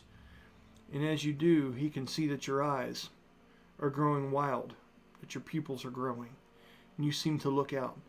I'll tell you what you see, and then you can communicate it how you want to, okay? All right.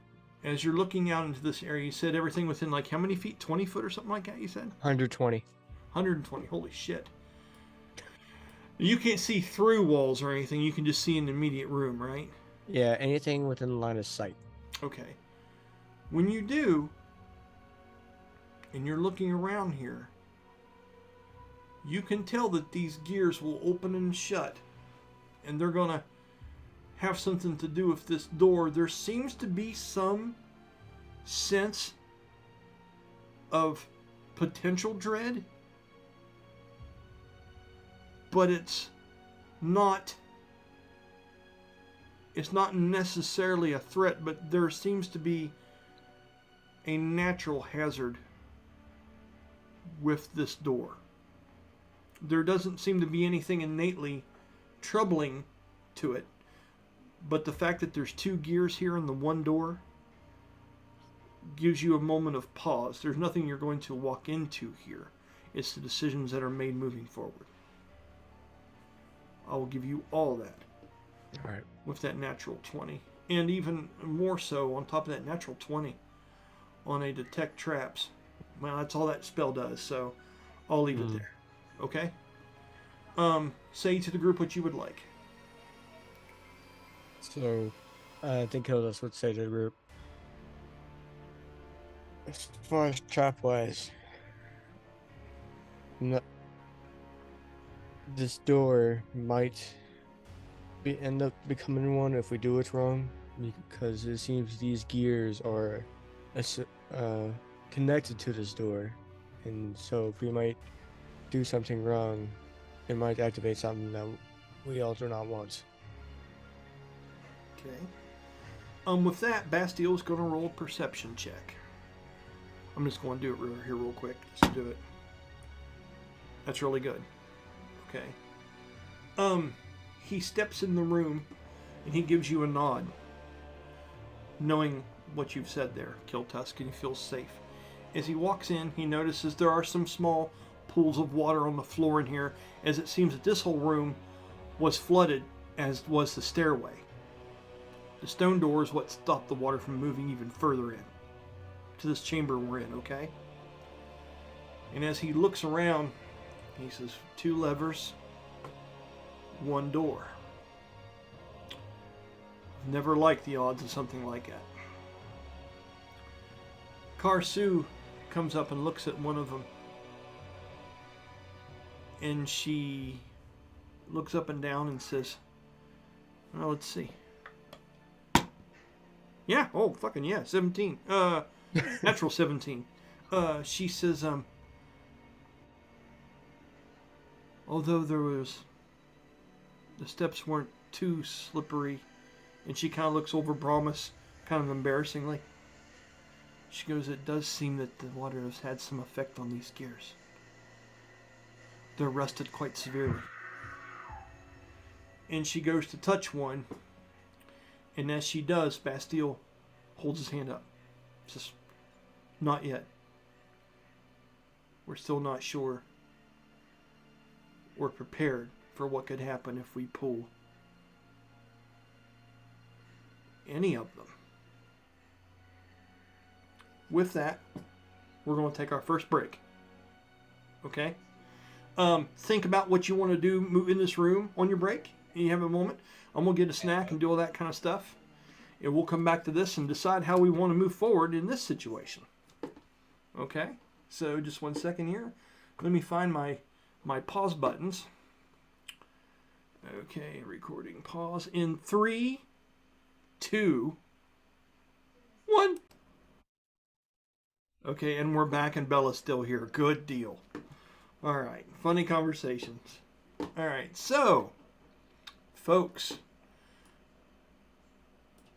we've talked about the water falling down. We've talked about the fact that these are corroded, these gears. Kill Tusk has looked in here and decided, through a really good roll, that there is no apparent danger or traps in this room, but the mechanisms are a bit questionable, right? Brahmas, once you are up and at it, and or Silouan, I give anyone a chance to say what they want to, explore, look around, let me know what you guys are doing with the room in front of you.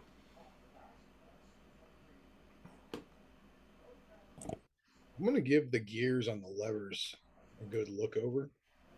Okay. You want to look at the north one or the south one? Number 1 or number 2? Let's look at number 1 first. Okay. And basically what I'm looking for is to see if they're made of some similar materials as me or... Okay. So go ahead and roll an investigation check for me.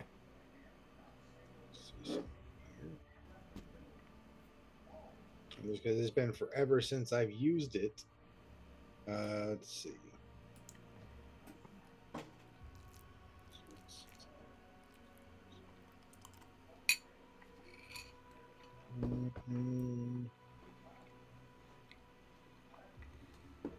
I want to try to kick off a divine sense. Okay. Tell me what you're looking for, and I'll tell you if it's there or not.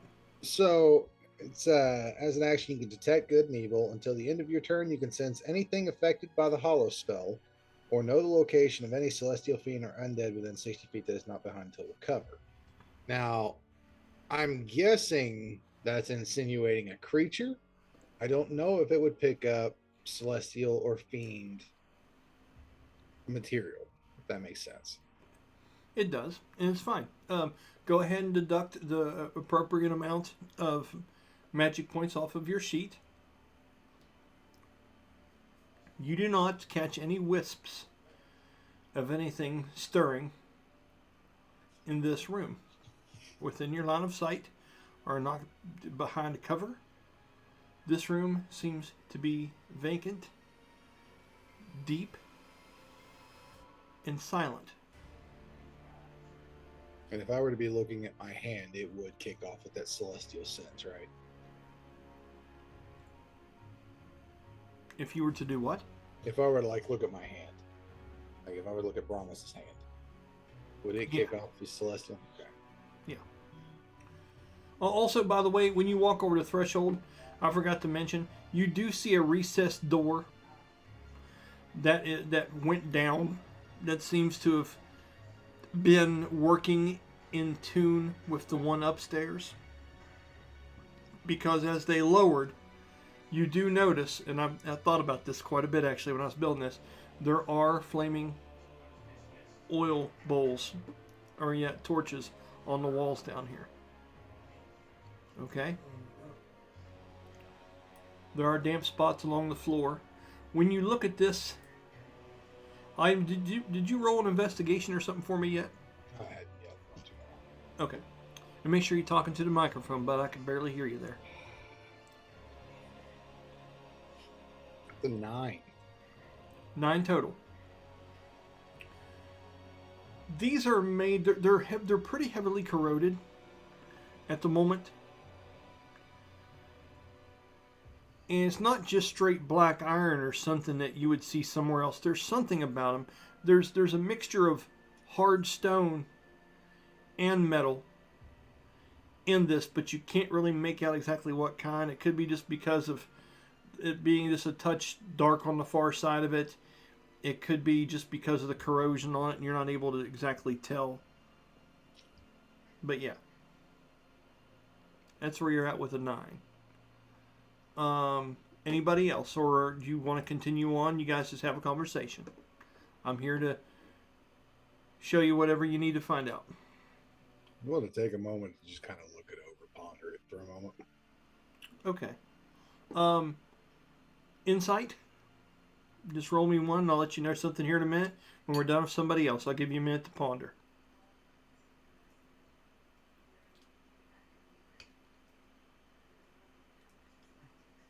The 14. Okay, I'll keep that in mind. Anybody else have anything they want to add here? Nope, Kill Tusk, you're out too?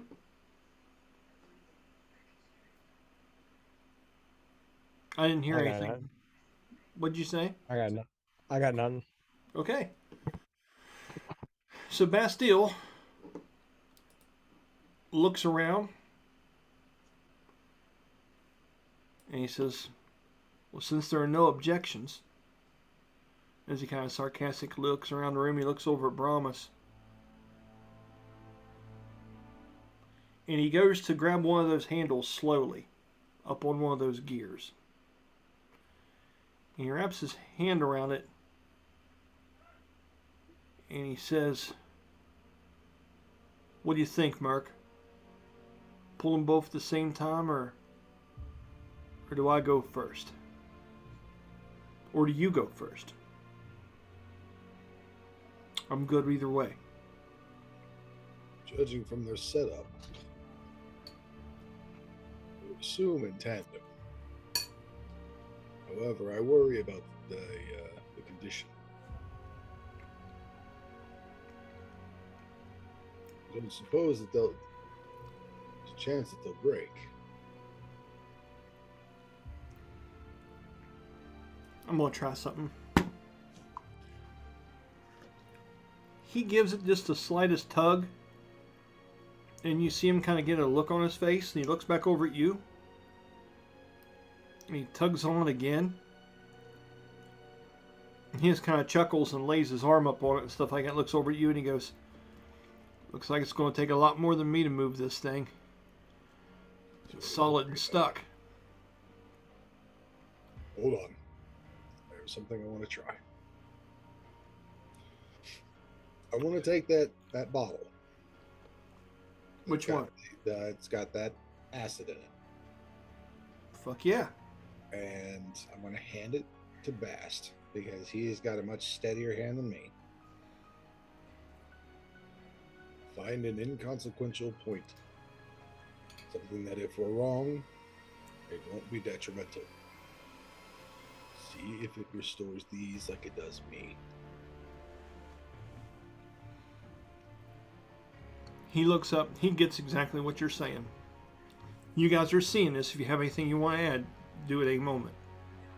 Karsu walks along the lower walls, and over here is kind of just looking at things and looking over ancient writings and things of that nature. Okay? Silwyn, where would you like to be positioned just for the hell of it? I guess probably splitting the difference again. Okay, so Kiltusk, you'd stepped into the room past Bass. You're about right here in the corner as you were gazing out and checking. Does that work good for you? Yeah. Okay, so Silwyn, I can leave you right there. I could put you up here looking at things. You could be at the door. You could be up on top of the table. You could be underneath of the stone table. Where exactly would you like me to position your character?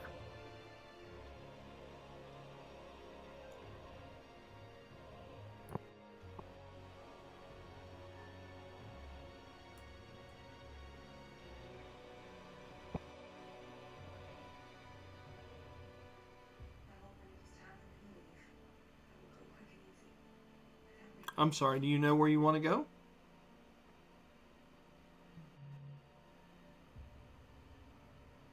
Bella? Didn't I say the split the difference thing? Well, that's just the thing. Split the difference of what? Oh, no, the big friend and little friend. Between Brahmas and Karsu. Okay, so that would put you probably over here by Bast. Mm-hmm. Okay, that works. Okay. That was getting awkward. I was like, what? Because Jeremy's looking at me. It's sorry, all I thought you got what I meant. It's okay. I'll put you right there then. Okay. So, with that, Bastille comes over and does just fine with a natural 14 and takes that pot of that small whatever you want to call it, that receptacle. It's holding that very potent corrosive acid inside of it, or whatever it is. It looks acidic, but you've never seen anything quite like this. He goes, are you saying we're trying to eat off the corrosion from the gears, or do you have something else in mind?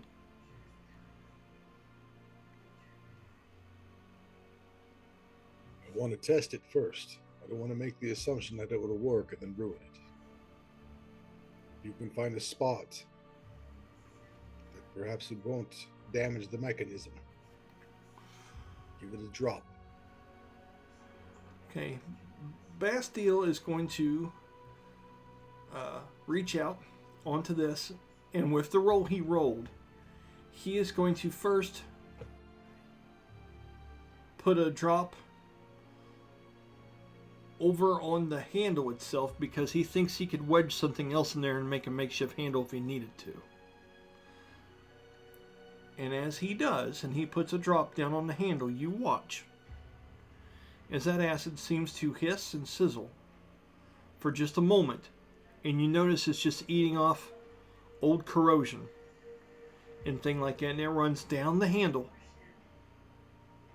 and moves and starts getting in around this central bearing where this gear is and things like that. And it seems to be working. It is not eating through it. It is aiding it, much like it aided your finger. And now when it eats some of that stuff off, you can see that there are also stone parts in this as well. So this seems to be made of metal, stone, and bone in places. Okay? But mostly metal and stone. The bone are for just, I don't know if you want to call it decoration of a sort, but nothing functional. Okay? With that, he looks at you and he says, hopefully we can get more of this. Let's free this one up first, or do you want to free up both of them and then see what we can do? Let's free up both. I do believe, given that they're both sitting in the same position, I'd be hard-pressed to believe that they were operated differently. He looks at you, he goes, I wish I was that confident, but I can't tell. There's not like an instruction manual laying around. He says, alright, and he continues, and as he doctors up some different parts of this gear and gets it where he believes it can move, he gives a slight wiggle to the handle.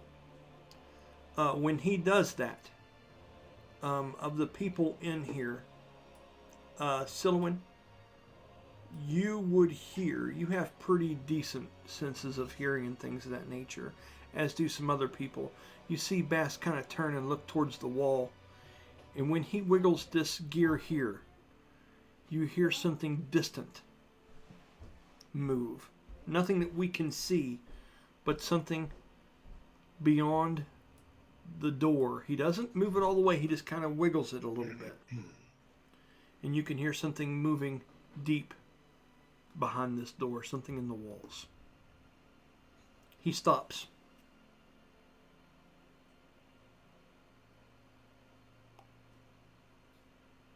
Guess it's your turn. And he walks over slowly and carefully as he gives Silwyn a look. He starts to pour some on top of the gear in front of Brahmas. This one we're going to make a check in front of everybody to see how he does.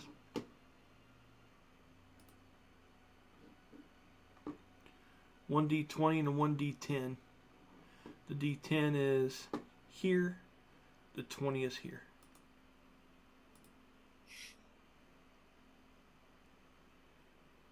Okay, so that is an 8 and a 9.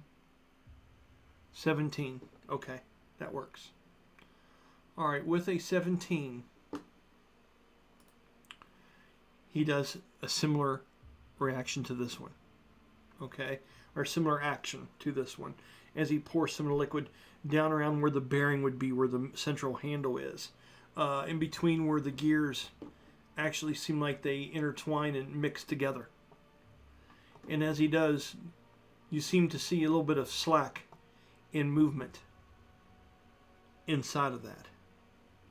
He looks at you, and he has used at least, there's probably a quarter of that amount left in that container now. Of the ounces that it took to do these. These are pretty big gears. They're damn near that, they're like pretty big. Okay, they're not supposed to be taken lightly. Okay? With that, Bastille walks back down to the one he was at, he was in front of before, and he puts his hands on it. And he says, so you're saying both at the same time or just one? That is an obvious door at the back of the room, right? Well, just on the side of the room, yeah. Okay. Well, If anyone else has anything to add, have at it. It's all good. There's 2 levers. There's 1 door. Best case, we're right, and it takes both to raise the mechanism. Worst case, one activates something, and the other activates a door. Whatever that something is, I'm sure we're ready for it. Bastille looks around and he says to Silwyn and Kill Tusk and Karsu, says, everybody ready then?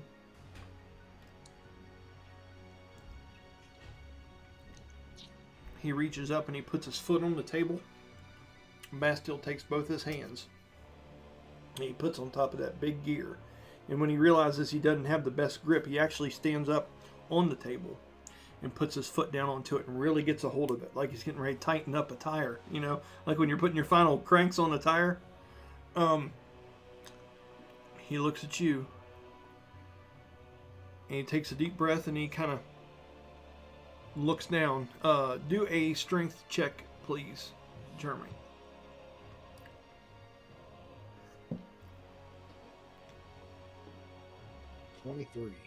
23. And this one needs to be seen. This is his strength check in front of all you guys. This is going to be a 1d20 and a 1d4.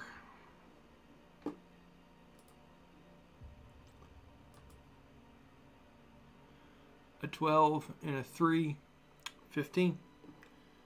Okay. That'll work. With a 15, you guys seem to pull both of the gears back. He is struggling to pull his at the same pace that you are. He seems to be watching you and trying to do what he can to match your momentum. As these 2 doors start to open, Kiltusk, the smells, Silwyn, that wash out from underneath this door. This place hasn't been opened in ages. And from the distant room, you get an acidic smell. Okay? As you two are holding these 2 levers,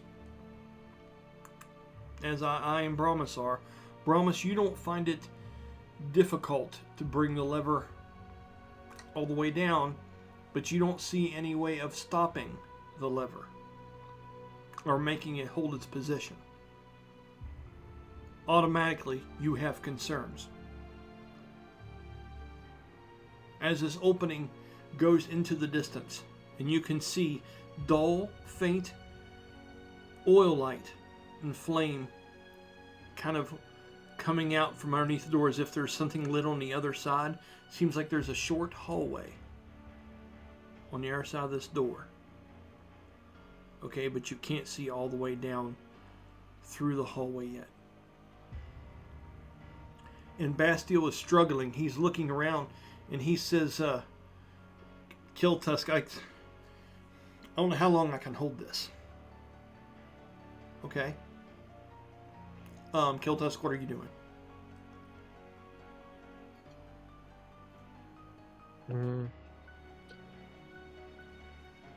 I think Kiltus would like see if he had a like he. Where am I gonna get it? You need to hurry. He's having a hard time holding this. Someone, are you doing anything in this moment? Is there like a small enough, like a tight enough area where I can stick a spearhead into it? Into the gear gears? to hold it in place? Yep. Do an investigation check.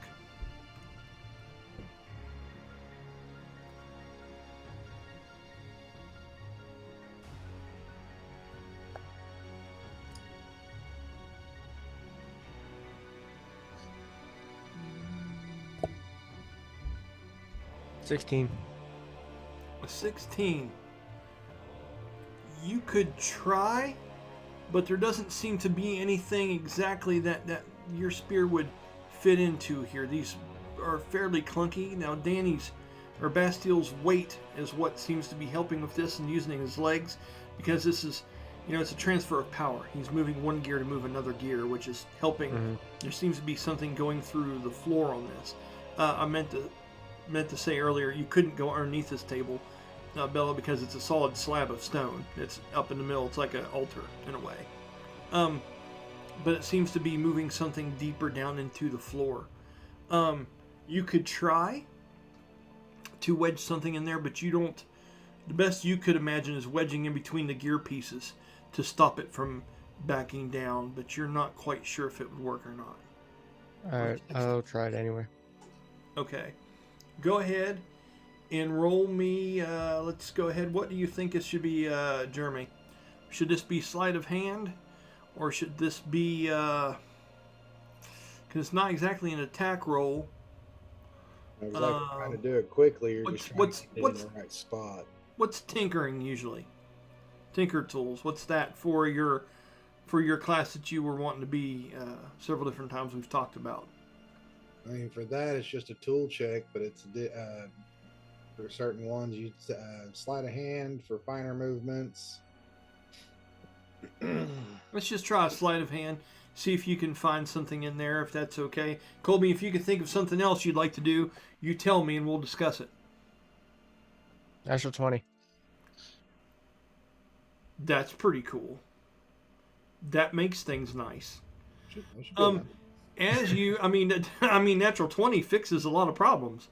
So as you're looking and you're just not quite sure, and Danny can see it, and he's like, "You're gonna have to hurry." And he's holding that thing, and his arms are shaking. And Bromus, as you're almost panicking, and you're almost trying to size up if you could reach both. You're kind of looking back and forth, Am I noticing significant give and pull in my lever as he's struggling with his? I mean, you said mine's not giving me any issues, but like if he's trying to pull it and he starts to edge it forward, am I feeling that resistance in my lever as well? Perception check, please, with advantage. Oh, by the way, Yes. Silouan, I think, is relighting the little thing that went out and doing a levitate thing again and pushing it into the newly opened area to see what's up. Cool. That's going to be awesome, actually. Okay. 16. There seems to be something, but it feels sluggish. It doesn't feel mechanical. And you can't help but think back to the words that Bastiel was talking about earlier about water pressure.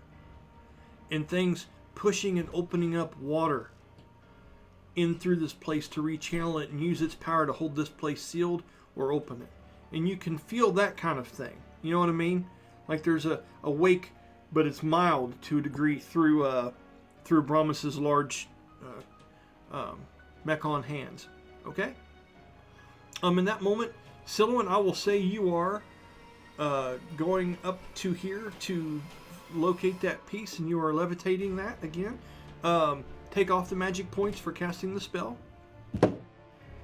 And you are beginning to move it across and down this hallway underneath of these tables as they are being set. Kiltusk, when you were able to wedge that spear in there, just at a right angle, with a natural 20, it does hold. But I need you to roll me a 1d20 to know for how long it's going to hold.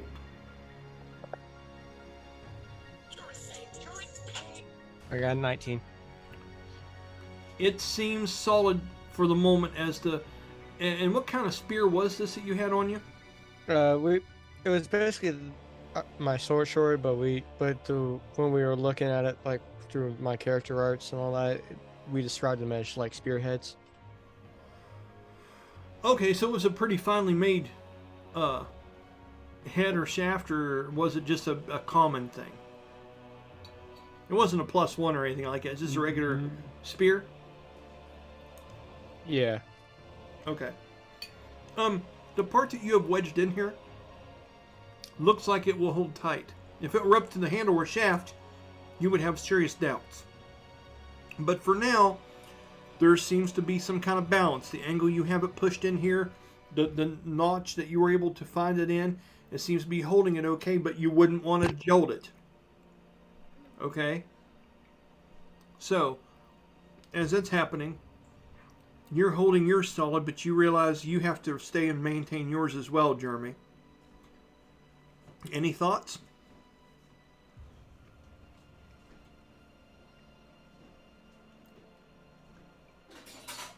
As I throw everything. And then we're getting to you next, Silwyn. So Jeremy's thinking is that okay, we're fighting something holding back water. Like we're dealing with the mechanical, and then we're also dealing with the water. Uh-huh. Brahmas, or Merc rather, trying to feel what he can through Brahmas, just has it in his head like, okay, these two levers are tied together. If that's, as long as that spear holds and I maintain position, we should be all right. But if I let this spear, this handle go, that spear or whatever is not going to hold up. There's just too much weight there for it to hold. Valid point. So, how far up do we have the next door? I'm getting ready to adjust that right now. Just 1 minute, I'm looking for it. And I'm going to open that up for you a little bit. Sorry, let me find it here real quick. Stone doors. And this is number 7 and 8. So you guys have pulled these things back a significant amount. Okay? Now, did you pull yours to where the handle was all the way down the table, Promise, or just halfway? I pulled it as far best. Okay, all the way back then. So here's what we've got. Let me do this for you real quick. There's stone door number 7 disappears, as you can see. Okay, and stone door number 8 on the far side disappears. And I will show you guys the in-between section and some few other fun little things in just 1 second. Okay, so that is T and U. Okay, so on my map,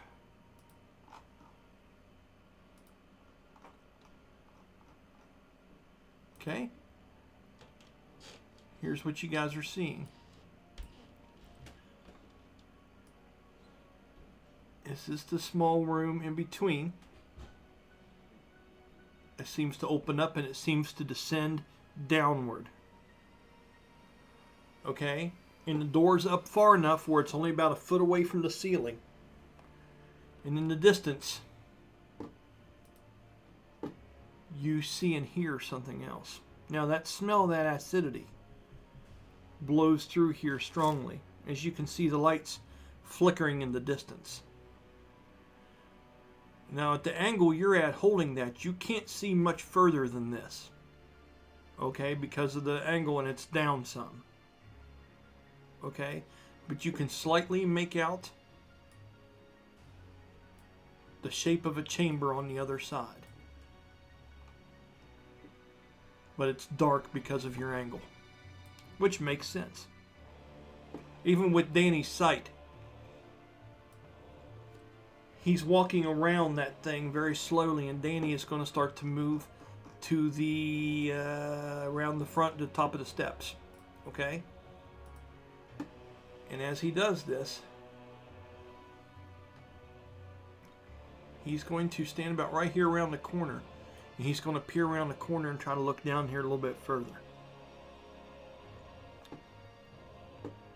Kiltusk, you and Silouan. And Karsu looks over to Silouan as you guys hear something at the exact same time. You hear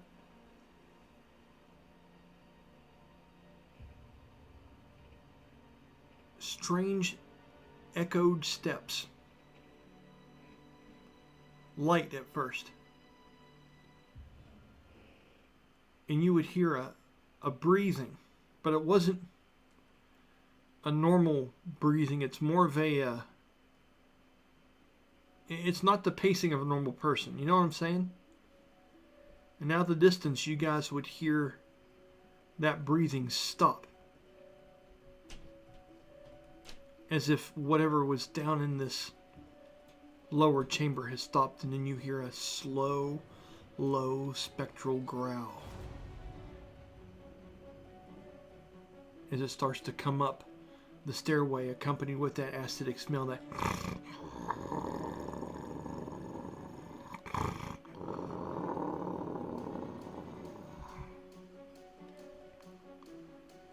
what are you guys doing? Kiltusk, I want you to do a history check. Or a survival check, whatever one. And where are you going at this point? You have brought that flamed light, and it is right here at Danny now, Silouan. Okay? Do you want to send it further down the stairway into the room now that you've heard this sound creep up? Or do you want to maintain it right here at the edge of the table?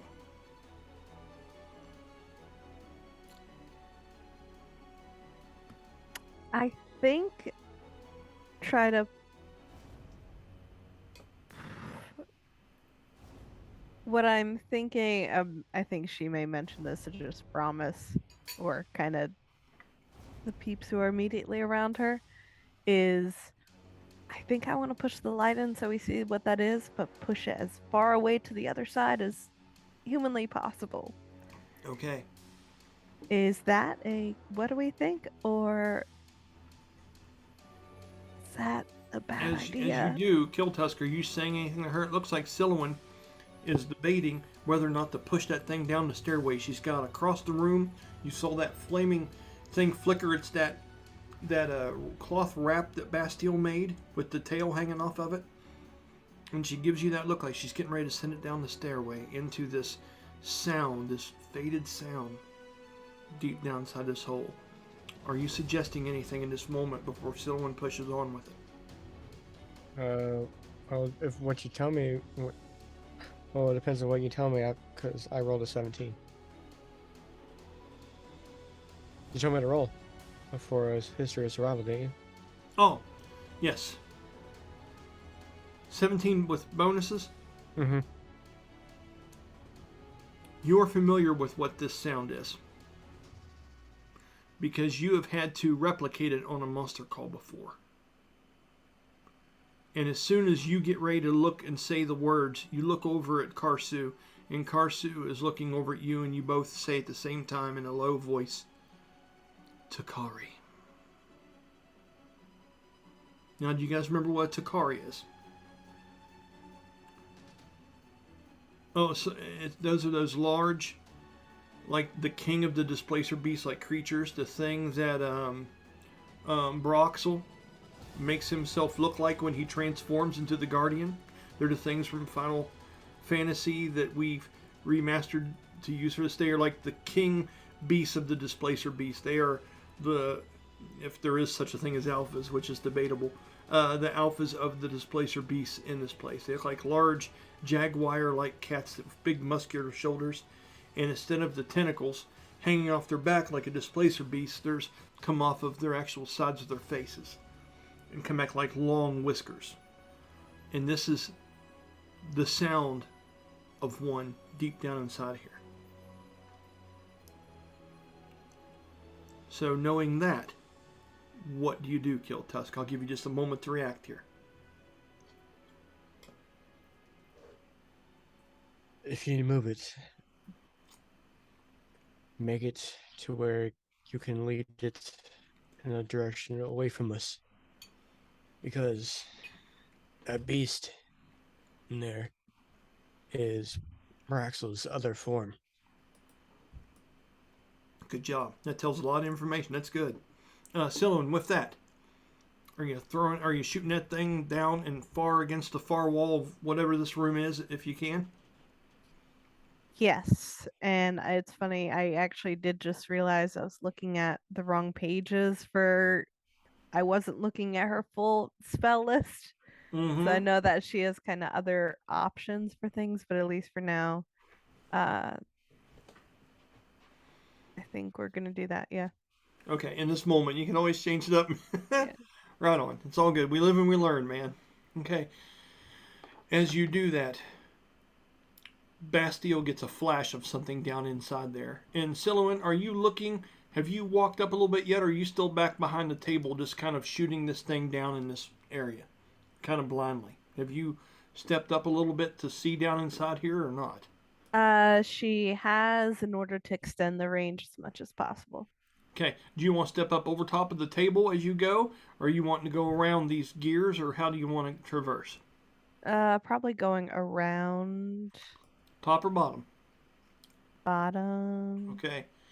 As you traverse and you're standing back over here, I'm going to say you're back over top of the shoulder of Bastille. You guys are like three stooging it, looking in the doorway. You know what I'm saying? Just kind of looking.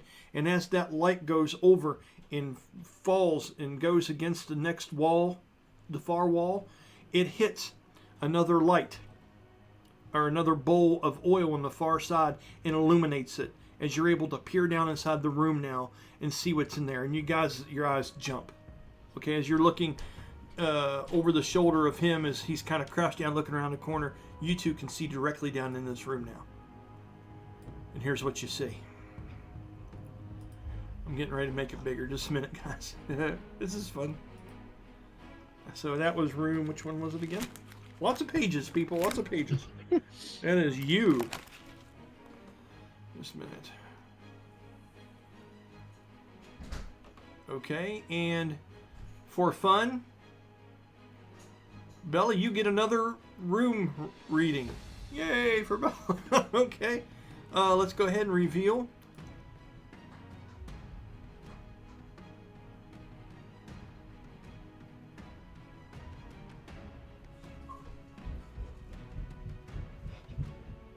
Okay, in just 1 minute, I have something else to add to this. Okay, just a second here. Let me find it. Okay, just a minute.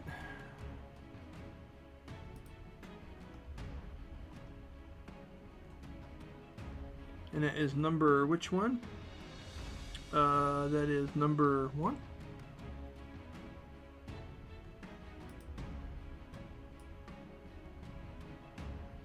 Oh yeah. Because cool stuff.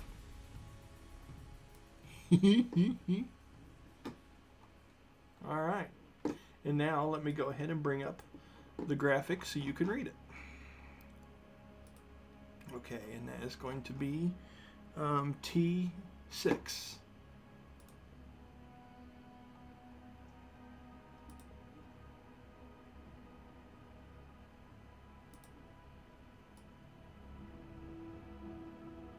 Okay, Bella, is that big enough for you, or do you need me to make it bigger? I'm sorry, you are muted. We can't hear you. Okay, so as the doors open, the low growl of an unseen predator grows louder and louder. Suddenly, the ghostly form of a savage, We're calling it Takari. Takari, comes into view. In the distance, an odd-colored liquid fills a long-forgotten fountain. The smell of acidity and mold fills the stale air. There you go. And that's what you got.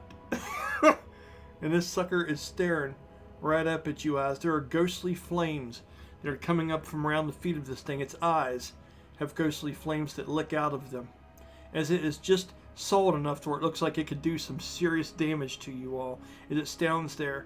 And you see these are two ancient statues carved depicting these creatures. Seem to be above and below it.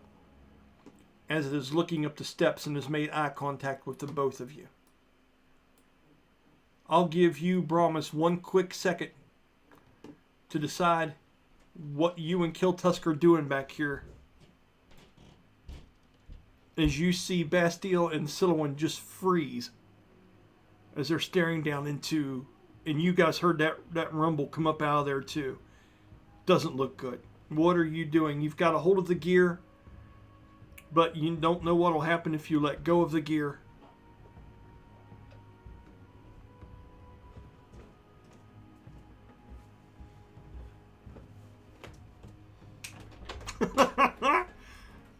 What are you doing? Kiltusk, you're in this too, bud. You know this. You stopped the other one with the spear. You've had success and stuff. You've got to.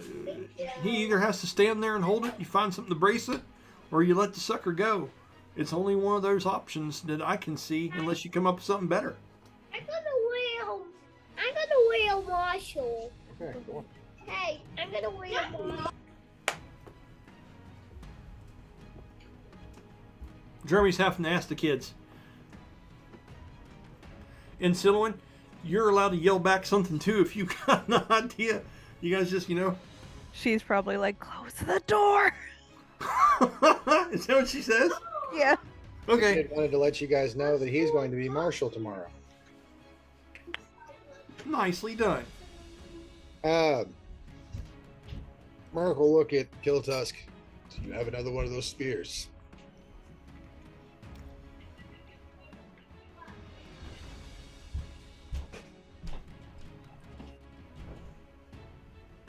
You have a great sword. Great sword. Trying to plug the thing up, not shatter it. I'm just saying. I'm only going to give you guys a moment here, and then I'm going to move this forward into initiative. Say,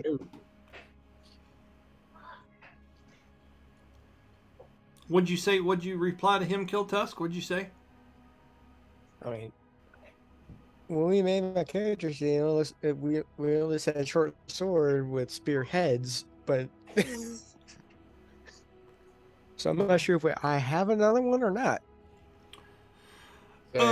looking at the possibly unsure look, Uh-huh. Mark is going to do the only thing that he knows that he can do in this moment and still be useful.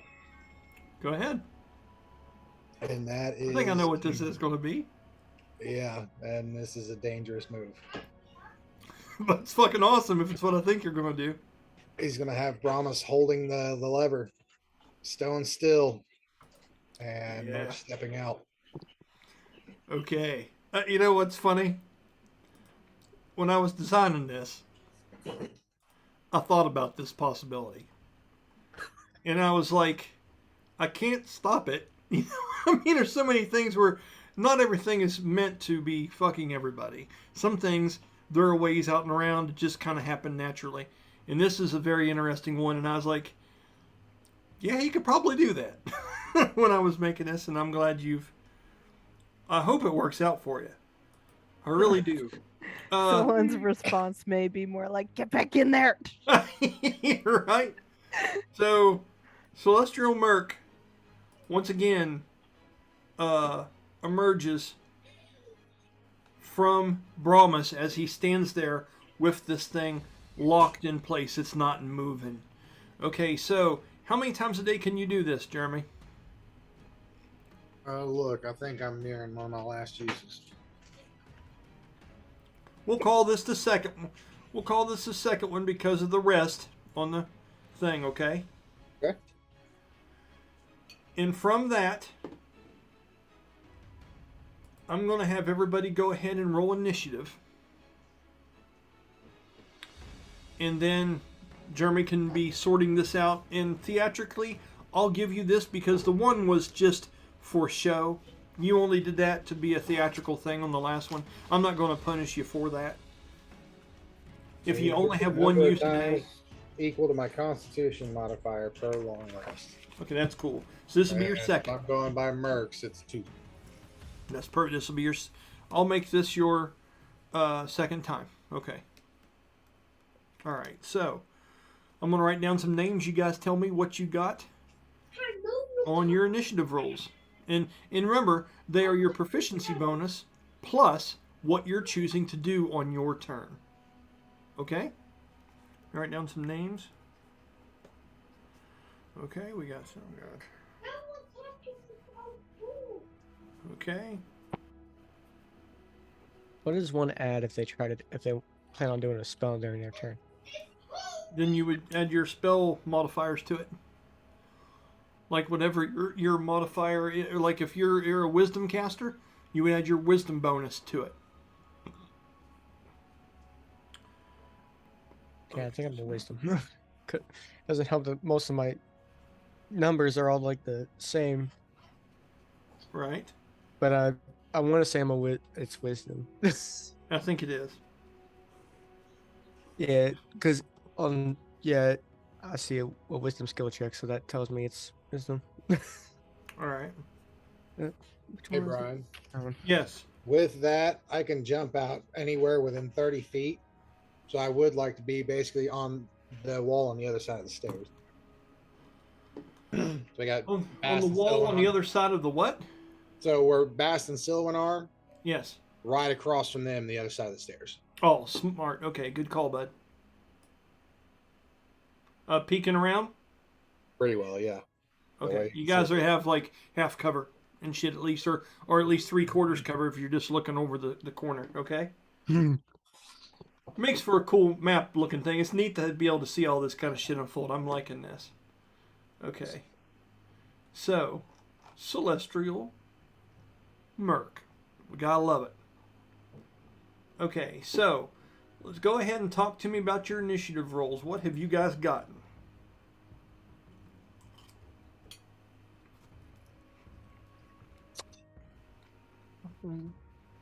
That's about right.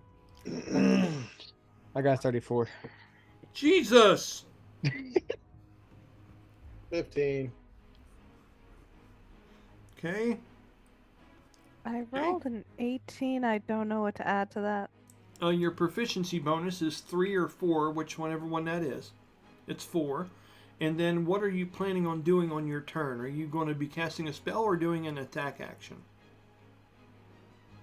I have no idea yet. Well, pick the lower of the two then. Because it's like one of those things, like, honestly, like, she wants to close this door.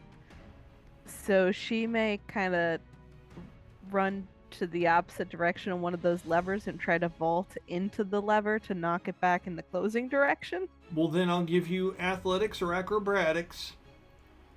Okay. Whichever one, so it'll be either strength or dex you're adding to it. You let me know. Acrobatics versus strength. Yeah, that would be the acrobatics, the dexterity one. Okay. And what is your total roll now? To add dexterity to it, Mm-hmm. that's another +4. So 26, is that right? You didn't tell me what it was initially, so I don't know. I said 18, Oh, and then the +4 for the proficiency. 26, yep. Okay. Let's roll for Bast. Make his shit official up here. Because we can real quick. Let's give him a 1d10 and a 1d20. The 10 is down here in the bottom. That's a 12, 19. Okay, let's do Karsu now. We'll give her a 1d20 and a 1d8, which is here and here. That's cocked. 16 plus 1 is 17. And now I have one more to do. Is that a natural 1? Yeah, I think well, that's right, because if it's cocked, it shows red around the bottom. So that's a 1. And then you've got over here, that's not good at all. Okay. All right. So first up in this turn is Kill Tusk. Kill Tusk, you were standing over here and you're able to peer down the top of these stairs and you're able to just make out the top of the room. but you can't make what's going on. You heard the sound coming out of that room, but that was about it. You see everybody kind of acting in the way that they're acting. What is it you're doing on your turn, sir? You heard, you were the one that identified, you heard that there's a Takari or a Takari spirit or something down here. You just haven't made visual contact with it yet. Well, I'll be able to fully see it if I just stand there straight in the doorway, like straight in it. Yes. Or if you stood up on top of the table here and looked. And get a real angle down. You know what I'm saying? You could Yeah, do put me on the table then. Okay. Just for the hell of it, because I want you watching around the gears, roll basic athletics or acrobatics for me. He kicks over a gear. I am laughing to death right now.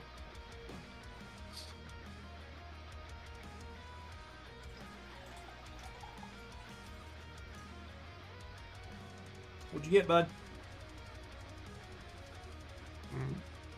19. And which one did you pick? Oh, acrobatics. Okay. So you're able to get up there somewhat masterfully as you push one arm up and kick your feet up underneath them, and you stand and you look down and you're able to see into the guts of this. That's going to be 10 foot of movement that you've used so far. Okay? Now what are you doing? Oh man, I'm gonna activate another ritual I have in my body. Dude, go for it. Now, the last one you did was it didn't need concentration. What was it again? Find traps. Okay, which was great. Okay, and you still got concentration on the one up top, right? Mm-hmm. Which is in the back of your mind. Okay. Yeah, go because ahead. like that, I only need concentration if that's activated. That's the way it sounds. This sounds like on this stuff. So it's gonna trigger an alarm like to you and let you know when it's set off, and you have to keep concentration on if it is set off. Yeah. I'll go with that for now, and then we'll talk about it later. Because this acts like if since you're activated, then you need concentration. So I would assume it would be the same thing if I just place it down anywhere. Well, the actual spell is immediate. Usually you do spike growth and it happens in a place when you're in the middle of combat. It's nothing that you set and wait for it to be triggered. Yours is different in the way that you use it, so I'll allow that. Alright. Okay? And yeah, so the one I would be using, activating would be the Ensnaring Strike, which would be on my arm that I hold the bow with. Okay, Ensnaring Strike. Okay. So is this a spell attack, or is this just on one of your arrows, or this is you just... This is one of my ritual castings that are on my body. Okay. Describe to me what it looks like and tell me what you need to do. This one would definitely be on his arm that holds the bow. That like he has grip on the bow, and he will swipe it, and then I would say either like it glows down his arm and onto the bow, and then I would have to roll a wisdom skill check to see if it lasts its full time. Okay, go ahead. And I'm still trying to figure out if this is like a straight action or not.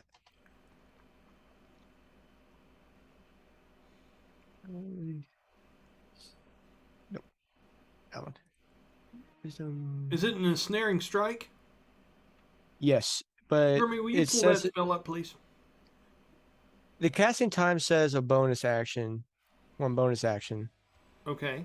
But since it's like that ritual casting thing that I have document I have, Well, I can't tell. you're wiping it and you're using a bonus action to do it. That's fine. We'll allow it. All right. So yeah, okay. Wisdom would be 19, and the DC would have been. You said Ensnaring Strike? Yes. Yeah, basically it's like Paladin Smite. So the next time that you hit a creature with a weapon attack. Yeah, hence why I'm doing it the first thing. Awesome. So are you imbuing an arrow with this? Is that what you're doing? Or are you going to go down there and do some melee combat, or what are you doing? I was going to put an arrow into it. Okay.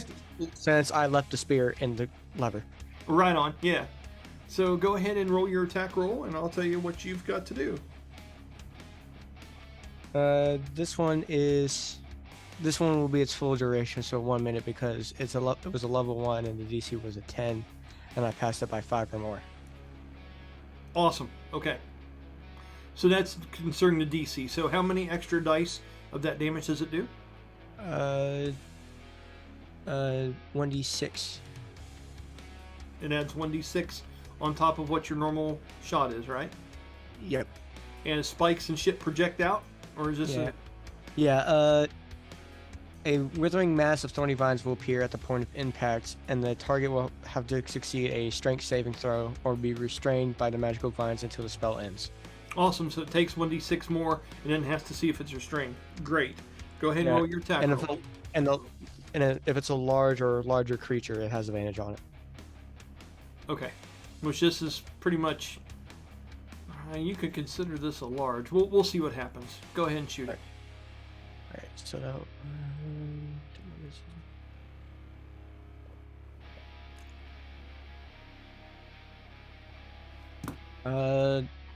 19.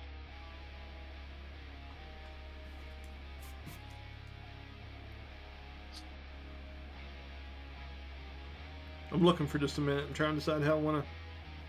Alright. Okay. 19 misses. As you go to shoot down at that sucker and it's looking up at you, it arches down. You can see the strong shoulder blades of it kind of arch up like as it kind of looks down, shows its teeth at you, and it goes over and the arrow shoots into the acid behind and splashes some. As you can see the arrow begin to disintegrate and fold into the acid. That's your first arrow. Now, that doesn't mean that was your ensnaring strike. It's just the next time you hit something, correct? Mm-hmm. Okay. That's one attack down. And you've used your bonus action. Yeah, it's used. It's when as soon as it hits a creature. Uh-huh. Alright, so... Do you interpret it that way, Jeremy, where he can do multiple shots, but the next one that hits is the one that ensnares? Okay. Yeah, because it's basically like with the smite, or not the smite, but like a branding smite. Yeah. If I make it, I can imbue it with the bonus action, but if I make an attack and it doesn't connect, then it won't go off until I do hit. Okay, makes sense. All right, go ahead, Colby. What are you doing now? I'm gonna try a dual shot. Okay. Go ahead and pull it up and roll your attack roll, and let me know what you get, sir. Alright, well... We'll have to roll the dex saving throw before or after attack roll. It'll have to roll it after you hit it. No, this says requires a successful dex saving throw if you're once you get it close enough to do it. Alright. Yeah, right? Yeah. So... What? No, it'll only be one because it's only one person.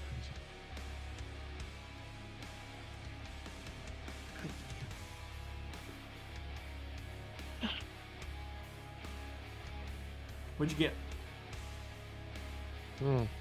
Yeah, that would have been a... That'll be 16. Yeah. Okay, and you don't have any kind of weapon mastery or anything that can help you? Ooh, yeah, I do. I know.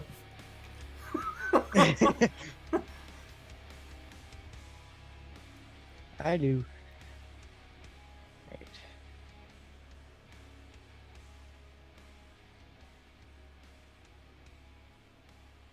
Alright. So what are you adding to it? Are you adding your 1d4 for weapon mastery once per turn, or are you adding your daily 1d6? I don't think I'll do the 1d6. Okay, go ahead and roll it. Tell me what you get.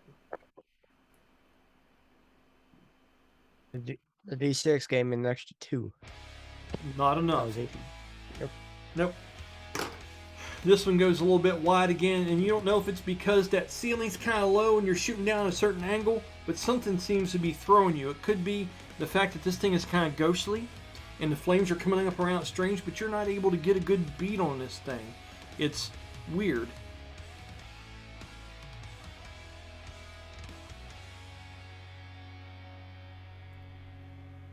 Now what? You've used 2 attacks, your bonus action, and 10 foot of movement. Well, I think Kiltus was say to grip. I don't know what it is, but I can't seem to get a shot on it. And that is your free action and your communication, which is very well used. Is there anything else you choose to do on your turn? No. Okay, all right, awesome, good deal. And we're learning things and we're moving, right? Okay, the next person up is going to be, I think it's Silwyn, yes. Now, Silwyn, you have recognized that people are engaging this. This is either a chamber where you're not sure if it's a trap. It's an awful elaborate thing to walk into. There could be something in here. This could be too dangerous to screw with. You're not quite sure, but you do have that initial instinct to run and shut that door unless Kiltusk shooting at it has changed your mind in any way. So, what is Silwyn doing on her turn? He goes like, man, I couldn't get a shot at it because it's ghostly pretty much, right? Right, exactly. So then I think her response is like, from my perspective, it just looks like a pool of acid and a big ghostly bad thing. I don't think there's any reason why we should go down there. I'm going to close this door. Can anyone give me a reason not to? That's her free action. And she's saying this panicked, right? Because shit is happening, right? It's coming up. So, yes, anyone... she's even more so panicked because Merc is actively stepping out of himself and putting himself at risk. And it's like one of those things of like, we don't need to necessarily risk this. Just like close the goddamn door. Right, right, Jeremy. I'll give you a chance to respond, and then I'll do something for Bast and Karsu as well. But I'll let you be first, my friend. What are you saying? You're right across from her. There's only so much fluid we have, and it looks like that fountain's full of it. We've already seen that we need it. Are we? Is that the same one? It smelled the same, didn't it? Yeah, it did. I believe it is. That's it. No more talking. That's That's it.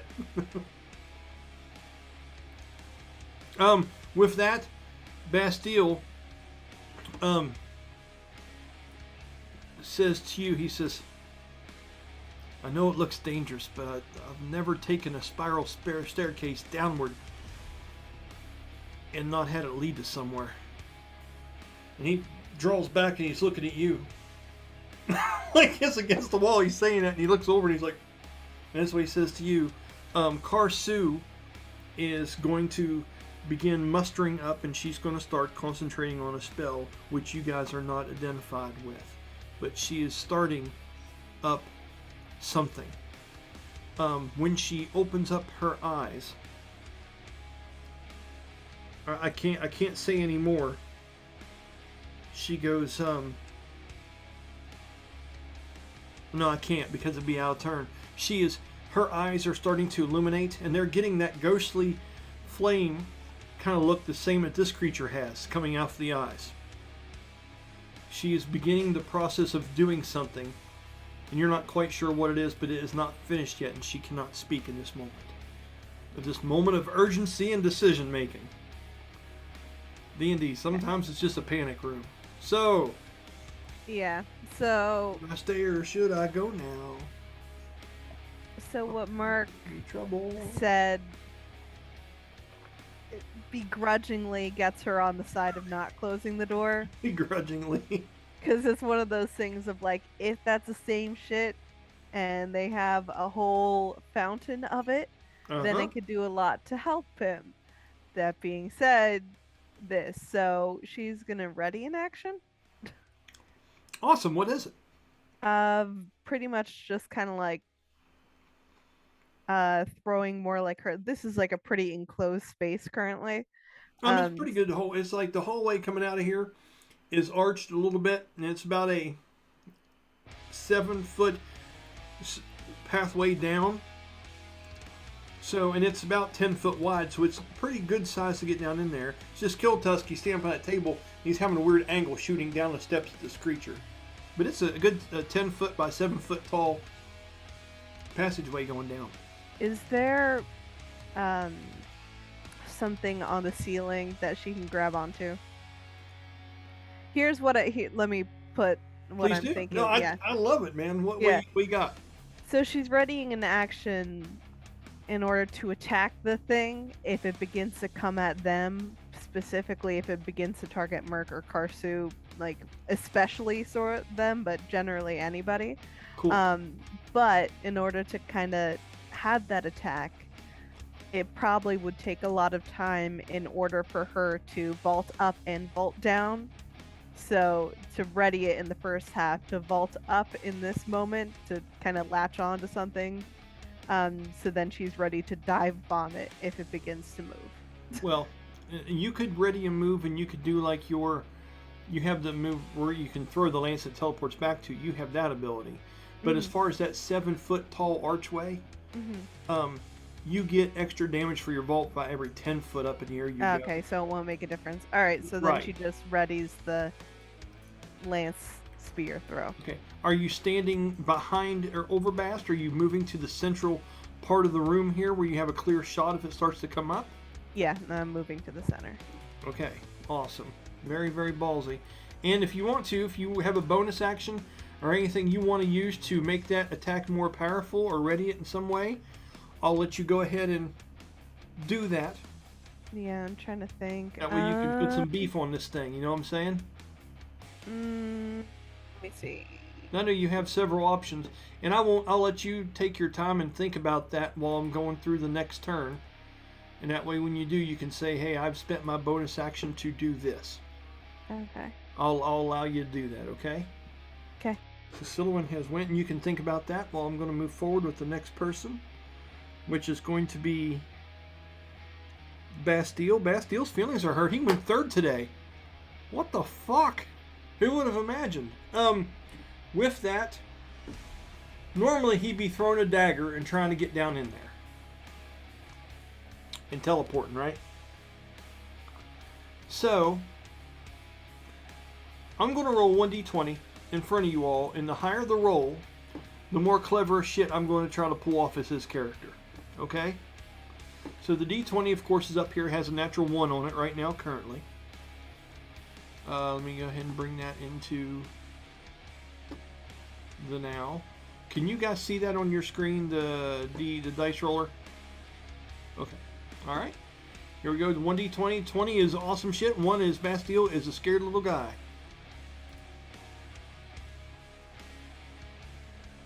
I can't tell if it's a 12 or a 2. Can you guys tell?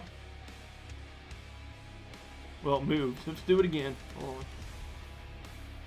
Natural 6. Okay, that tells me things.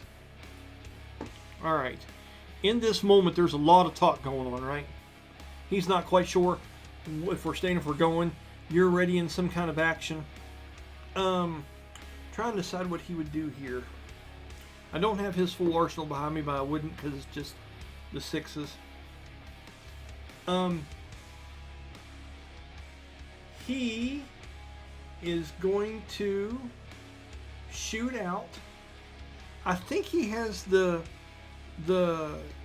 spell. Is it Guiding Bolt? I think he took Guiding Bolt. Jeremy, real quick, just for the hell of it, tell me how many darts he would have at casting a second level Guiding Bolt, please. I'm going to roll a spell attack roll here, and he's going to cast Guiding Bolt over the corner at this creature. Pretty sure Guiding Bolt just a 1. Just a 1 dice? Just the one bolt. Okay, but it has multiple dice on it, right? 46. Okay. Let's roll here. And I think he has like a plus 12 or so on his attack roll. So let's go ahead and bring this bad boy up and do that attack roll quick, and we'll move on. Okay, here we go. 1d20 plus 12, I believe. Here it comes. 11 and 12, 23. That is a hit. 4d6, you said? Yep. And I think he gets his charisma modifier added on to the stuff he does too as this path. So let's see here. So that's 3, 4, 6, 11 points of radiant damage to the creature.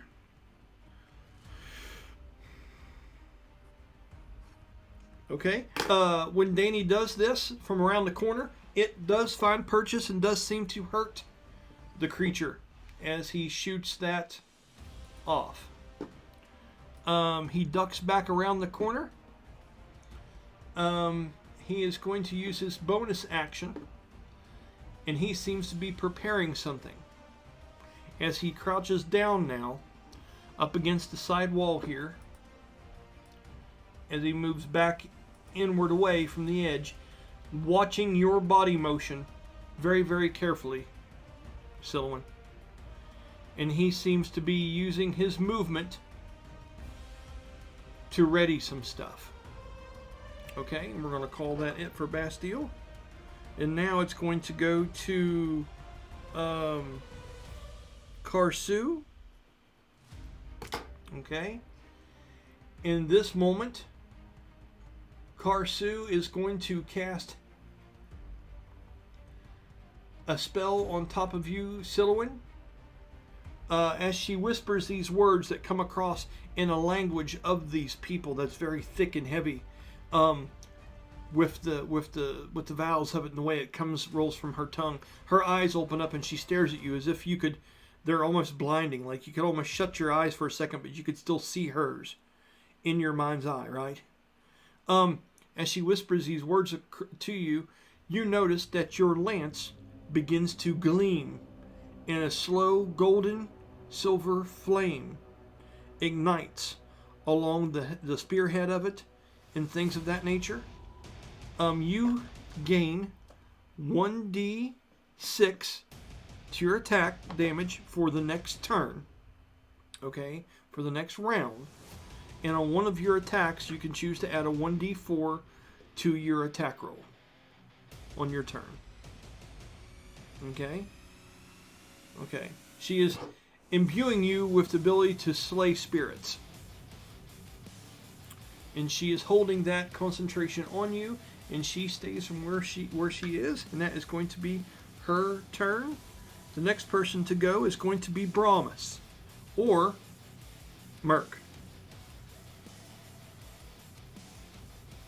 What are you doing, bud? Despite being hit with the guiding bolt, does this thing look aggressive? Yes. Cool. It's not moving forward yet, but it hasn't been its turn yet either. But the sound this thing is making to you, you know what? Roll an insight check.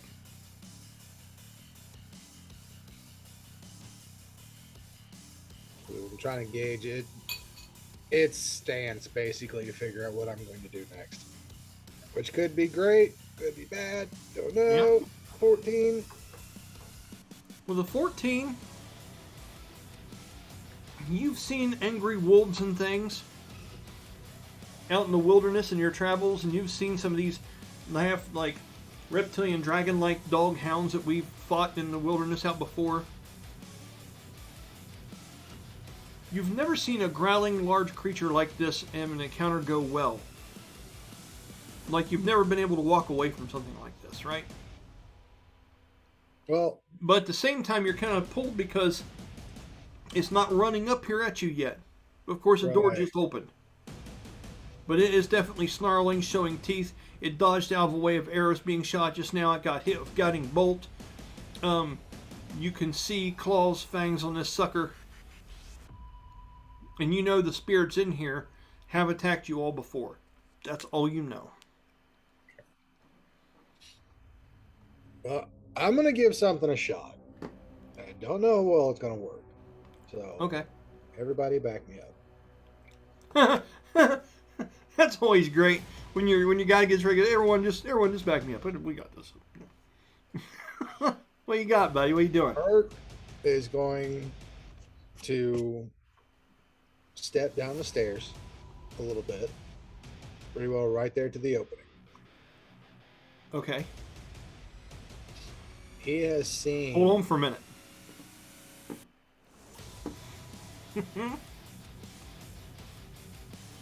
As you do, just a minute here, let me find this. You're stepping down right here. Mm-hmm.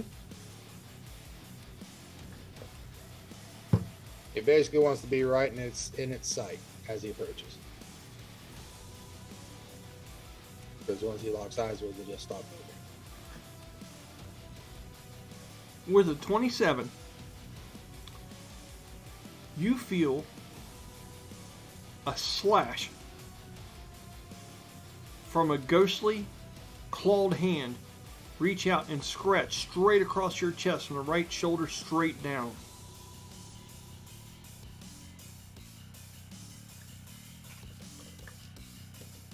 This is going to be necrotic damage, and you take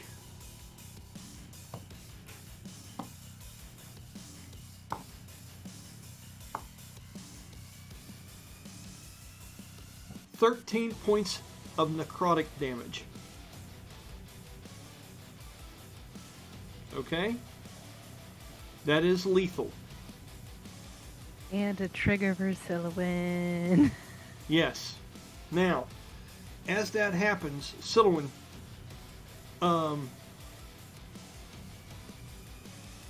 you see a flash of a hand, and what you happen to notice is that this set of eyes in these teeth,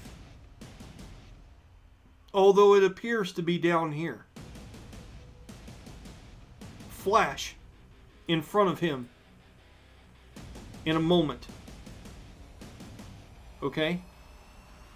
And then disappear again. But you saw something here in this area. It has triggered your attack. Where are you attacking? Here? Or back at the creature you've been looking at and staring down from a distance?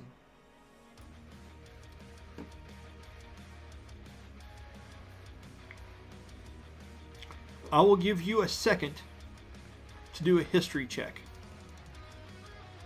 As a free action, but if you do this, you don't get any verbal stuff. This will be your free action, but I'll give you a history check.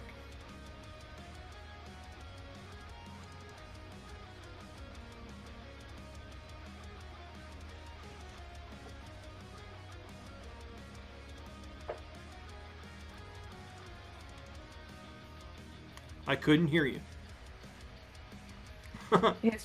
History is intelligence. I think it's history, intelligence, or wisdom, guys. Intelligence. So I rolled a 16. That's a 16 plus 3. A 19. You overheard things. You know what? You know this is the king of displacer beasts. These things displace. They will look like they were in one place and they will be in another. But in this moment, you're realizing that this one's abilities, because this is the Lord of the Displacer Beast, these creatures are known to be badass for this. You can't help but think that that sucker is actually up here attacking, when it appears to be down here waiting. Okay. It would make a lot of sense with that roll. So she is gonna slightly vault up over Merc and bolting lance down onto the space in front of him. Hell yes. Because, I mean, she was just given something related to spirit slaying, Yes. and she doesn't want that to touch Merc in the slightest. Yeah, you get nudged. You get a little nudge, nudge, wink, wink, and all of a sudden everyone goes down. Okay, so... Because he indeed is a spirit, so, like... Killtusk, you see this too, because you're looking right down the shotgun barrel, right? You're looking right down the scope. Merc jumps out with this thing he's getting ready to do, and all of a sudden this attack scratches him. Silhouette's triggered, and then we're going to continue with your turn, Jeremy. I hate to interrupt you like that, but that's what held actions do. Right, buddy? Which is really cool theatrically how it's playing out. What are we rolling? What are you doing? Are you rolling an attack roll with your bolting lance? Yes. Okay. Describe to me what it looks like and roll your attack roll, and you know where your bonuses are, right? So let's see. Attack roll. It's a 1d20 always. Uh-huh. But then you look at your weapon, you go all the way to the right, and I'll tell you your bonus to your attack roll. Is yours 11 or 12 or 13 or what is it? 13. I knew it was high. Now, Yeah. understand on this one time a turn you get a 1d4 to add to that if you need to, Oh, yeah. Definitely gonna add that. because of what she gave you, okay? Okay. So I rolled a 10, adding a d4, so that's a +3. Total attack is 13. So Yeah, does the so total you- attack get added? You add that, yeah. So Yeah, that's so a if you roll your 26? 1d20, it was a what? So I pretty much, if I roll the d20 and add the d4, that's a 13, so 13 plus 13. It's 26. Yeah. That is an absolute hit. Go ahead and roll damage for your bolting lance. Let's see. How do I roll damage again? 1d6 plus 6. And then I think it's more because of the special move, correct? So I rolled a 6 plus 6, so 12. And then what is the bolting lance aspect? Let's see. Jeremy, do you have the ability to pull up the bolting lance to help her through that, to see that? Yeah, one sec. Hey, battle buddy. Throwback. Right? Best thing we ever did. Battle buddies. Let's see those. Let's see. Bolting lance can reach an area of 5 feet wide streak that can reach a length up or equal to the vault distance. Those within the area must roll a dex saving throw for half damage if failed. All foes in the area take your normal damage plus bonuses plus 1d of the elemental type selected by Skylancer, which I'm guessing is the thing that, in this instance, what Karsu gave me. Right. Which And is next to 1d8, you said? Yeah. If Okay. it fails a dex throw. If not, it's half? Or, I Yeah. don't know. So what that is, that's awesome.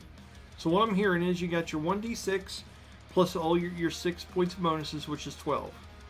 You're Mhm. also getting 1d8 on top of that irradiant Mhm. from bolting lance plus the 1d6 bonus that she gave you on this turn. Yeah. So roll you a 1d8 and a 1d6 and add it to this. Yeah, and I did make sure to go over him so he is not in that. I know you said Shrink that. forward. Okay. Yeah. You're all right. Yeah, that's fine. So I with the d6 it was a 6, and for the d8 it was a 7. Okay. Wow. So you first it was 12, right? And then it's 7, 19, and what was the other one? You rolled a 7 and a 6? Oh wait, so I rolled a 1d6 plus 6. That's my base damage. That's, which is 12. That would be a 12. So I roll another d6. One more, yep. Okay, let's see what that was. 2. So and then 12 roll a D, plus and then did a D8 as well. that was so 7. Yeah. That was a 7. That's great. There's 21 points of damage, and that is radiant. Okay, so normally this would be a dexterity saving throw for this creature. Mhm. Okay, but you went ahead and rolled an attack roll to hit that area. I'll go ahead and let you use that and keep that. Okay. Okay, because you were reading, it takes a minute to get back into it. So that is an amazingly good hit. That is 21 points of radiant damage, which seems to hurt this thing. Okay. Wow. Yeah, definitely. Okay. Now that you have landed, the creature Big friend, is, little friend. well, now the creature is visible where it's truly at. Mhm. And as you have done that, now you were holding your attack action. See, that was, I don't know if that takes your whole round or just one attack to do that skill. You have to tell me.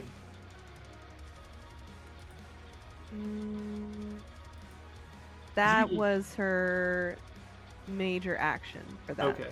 Yeah. So all you would have left to do would be movement, bonus action, and shit like that. That would be all you would have left. And I can't talk because I used my free action for history. Correct. And you nailed this sucker. right there. Uh, And that's where he's truly at. Is that image sucks back into him? And this, I don't want to tell you how it works because you don't know exactly, but you put some numbers together and figured out that's where he was when he showed his colors and struck out at Merc. So Does it look like Merc is getting ready to swing? Merc does it.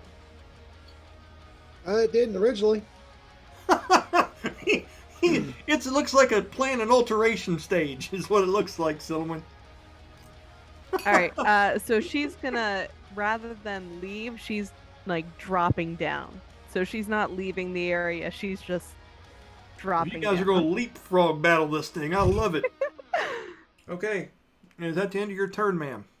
Yeah. So she's still in front of him. She's just now kind of getting down as low as humanly possible because she is not getting an opportunity attack, letting this thing get an opportunity attack, I love it. That's cool. and Okay. not fully leaving him. I get it. All right. With that, Merc, what are you doing, buddy? I'm gonna bonus action Spirit Shroud. Awesome. Tell me what that does again. It's gonna be Celestial. Okay. Spirit Shroud. Call forth spirits of the dead, which float around you for the spell's duration. Better intangible and invulnerable. Gives me a boost to attack 1d8. When I hit a creature within 10 feet of me, the damage I chose is radiant. Any creature that takes this damage can't regain hit points.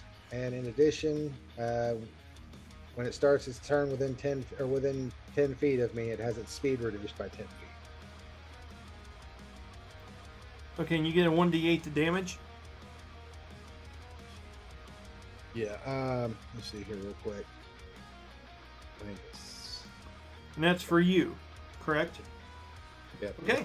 So bonus action, Spirit Shroud. Go ahead with the rest of the true Mercrin's turn. So what you're gonna see? Not what was your full name? It was Mercandal. Yeah.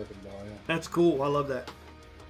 So yeah, you're going to see what looks like spirits of an area that I usually fight with. A couple that's of cool. them have come around. Oh, and Bella just has keep something. I'm sorry. She's seen them before, hasn't she? Yes. Yes. Fuck yes. You're seeing these blue and white kind of spiritual things. If the ram's horn, she's like, I took an arrow to the knee. You're seeing all those people kind of pop up. But go ahead, Jeremy. But what you're going to see next is, Merc's been watching Kill Tusk's people and kind of picking up on everything. And he is going to attempt to make a sign, basically, as a show of respect, like what he has seen them do. I don't know if you'd let me use my free action to do that.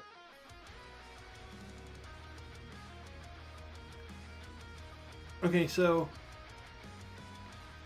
I don't mind that, but I don't know what if this is all theater or this is an actual move that you're doing. No, I mean it's basically theater. It's a sign of you're here as a guardian. I respect you, but if this has to come to blows, it has to come to blows. Okay, but you've drawn out different spirits of Urine Harryar with you? Mm-hmm. Yeah. So basically, it's like that's the spirit shroud. That's what they look Yeah. like. Okay, I'm sorry. Okay, so I will let you say one wording set of words to this creature, but understand that it's a beast. Mm-hmm. So I will let you do animal handling as a persuasion or intimidation, which way you want to do it. So it'll either be persuasion or intimidation. And the role I want you to use, because this thing would have a hard time understanding you, would have to be, I don't know if intimidation or persuasion would work, or if you'd want to do like... I think I'm gonna go with intimidation, because I kind of want to come off with like a commanding presence. Because Okay. most animals don't understand words, but they understand tone. Go ahead and roll that, and let's see what you get. DC's not low, sir.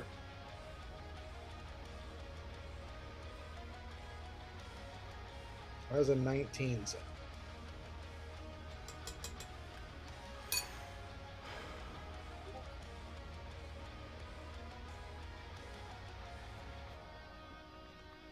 I'll let you know. Just a second.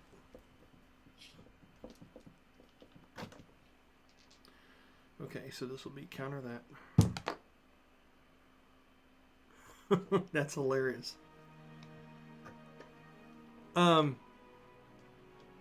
With an 18. No shit. The creature seems to lower its head and growl a little bit and take a step or two backwards from you. Now that you have all these people on your side, it's taken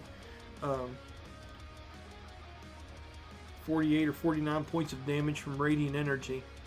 These things tallying up, it seems to start stepping backwards a little bit, but it's not going away.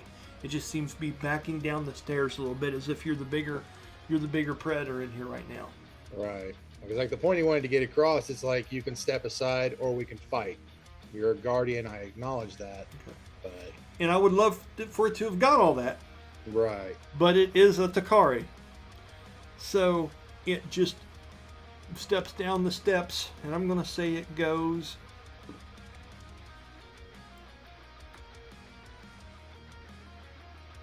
It's about right here, but it does not move out of this direct line.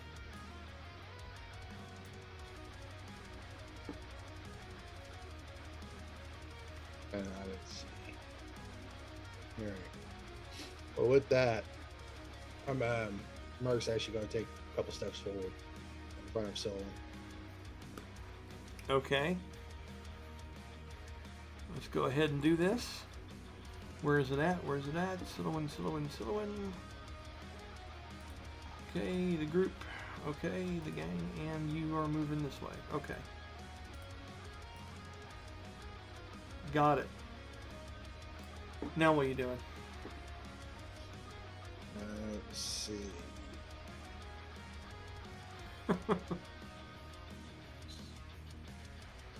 Someone's like, can I use my movement on my turn to stick my arm out?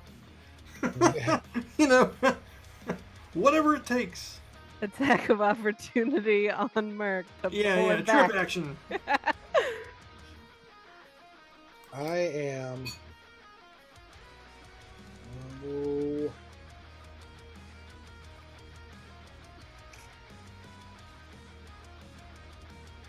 I'm going to go ahead and use my turn to bless myself, Silouan. That's up to 3 creatures. Choice of and myself, Silouan, and probably Bast. Okay, and blessing, what is the form of the blessing? Whenever a target makes an attack roll or saving throw before the spell ends, which is concentration up to a minute, but it's one of my favorites, so it's not concentration. They can roll a d4 and add the number rolled to the attack or saving throw. Okay, keep that in mind, okay? Everyone remember that. They got a 1d4 to an attack, damage, or saving throw, correct? And that's a blessing? Yes. Okay. And you said damage as well? Or just attack or saving throw? Just attack or saving throw. Okay. And with that, Merc's going to stand with his weapon down to his side. So he's going to forego his weapon defense, basically, his ability to parry. And he's going to stand looking at this thing, which is going to be kind of a stare down with another spirit. Okay.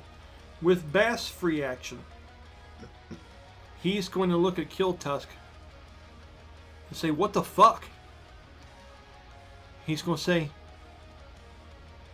stare that thing down.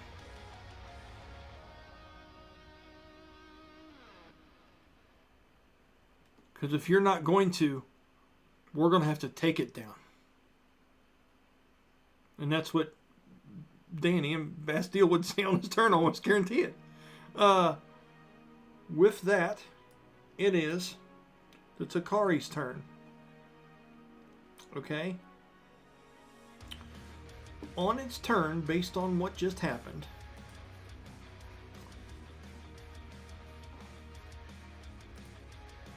let me roll this again here. See if something's changed. Okay. Let's lower that. That's good. Ah, damn, dude. whatever you're doing is working. Okay? As much as I hate it, I can't sit here and, lie. The dice tell the story. It doesn't run off and stuff, and it still has this growl and shit like that, but it's staying centered on itself. You could see maybe little minor orientations and distortions in the way it looks, but it seems like it's staying contained into this one form, which is still transparent because it is ghostly. Okay? And it does begin to step back into the corner at this point, but it's weird because it's really torn on the roll I made.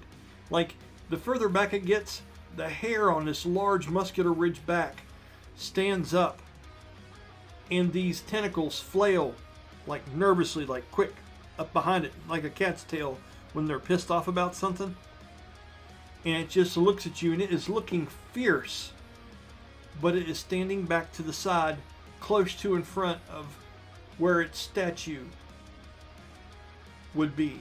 I would like for you to roll a insight check.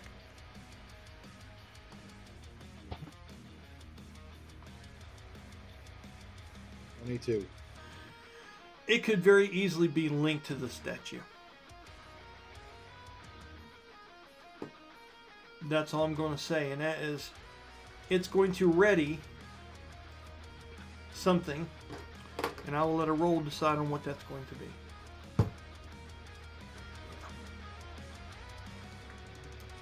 Okay. With that, it is the top of the round, and it is going to be Kill Tusk. Kill Tusk. You're seeing this thing back off to the corner. Once it gets over there close to its statue, it seems to get out of your line of sight as you were able to look right down the barrel. You could see this thing. You could see Silwyn and Brahmas trading places in this hallway, one trying to stand and defend the other. And it seems like this spirit that has came out of a statue based on Baka, or Gaia, your god, I don't know. is backing this thing down. It might be. I don't know. What is it you're doing in light of this, Kill Tusk? It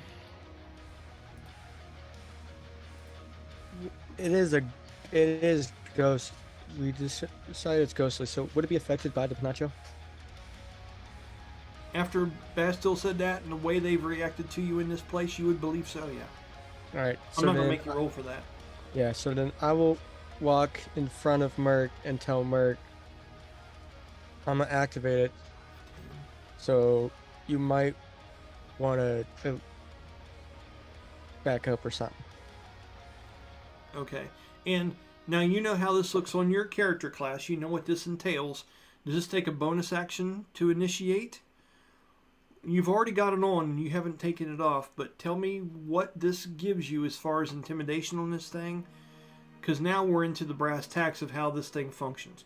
You just treat it like any other Panacho that you have, and I'm going to move you down in front of them. Silwyn, after he says this, are you willing to let him walk past you?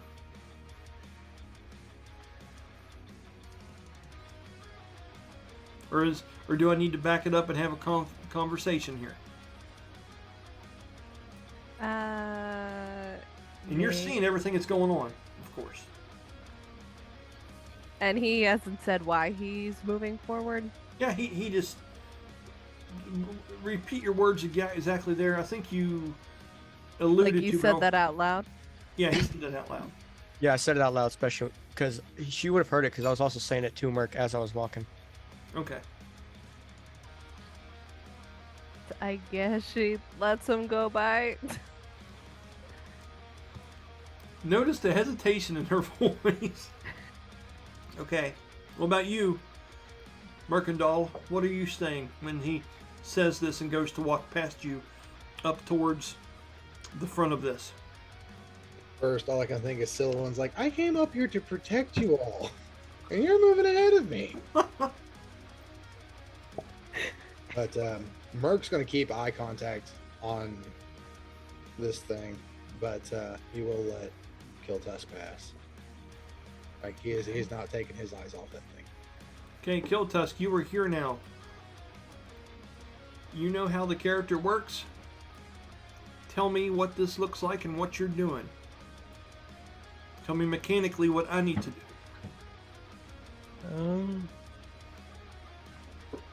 Alright, so yeah, so it's it. So this is an action. Well, it's already equipped, so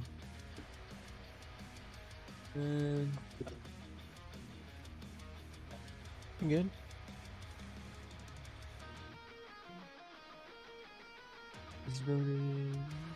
Alright, yeah, so I gain a bonus of 1d6 on your attack, damage, or saving throw against it. Following for that specific encounter. This ability may be used. Sorry, use 5 times. Now, things to consider here, and I'll do this once and I'll leave it be. Mm-hmm. The great thing about D&D right now is you guys can try to slay the creature.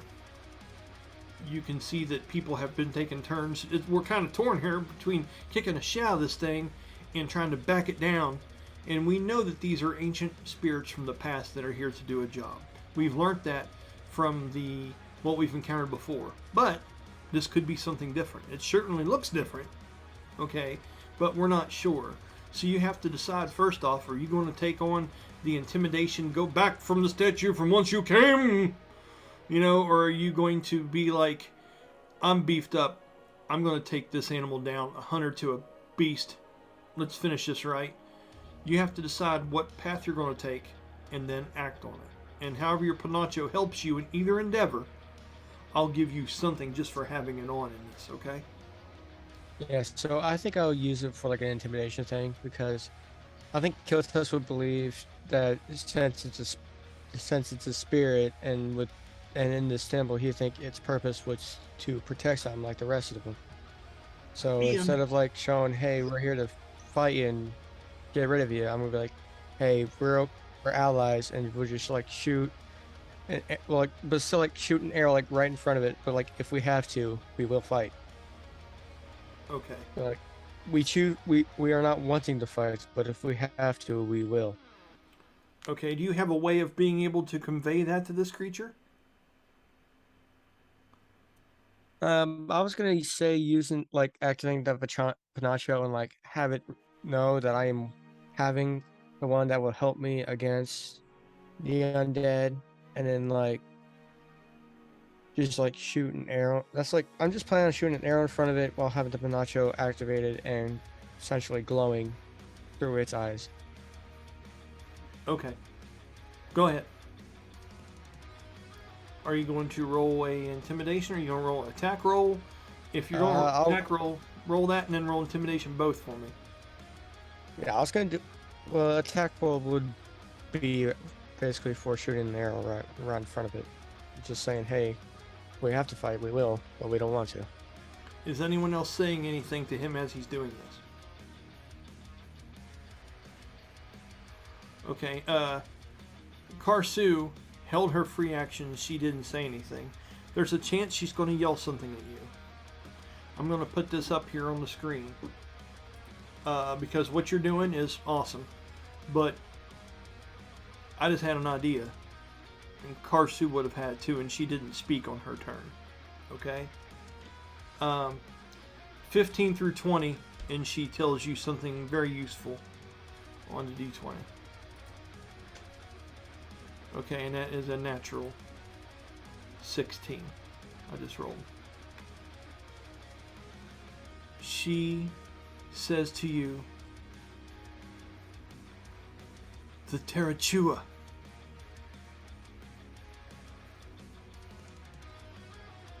Make him feel the fear of the Terrachua. And that's all she says. Take it or leave it for what it is.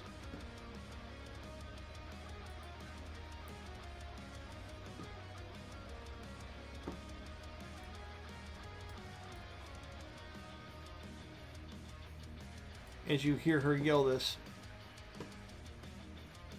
from the stairway above you. What are you doing?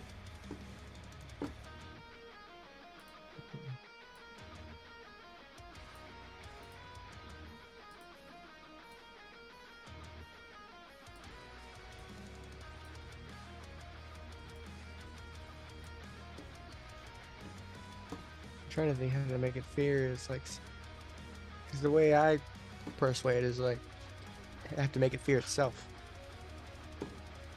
I get it.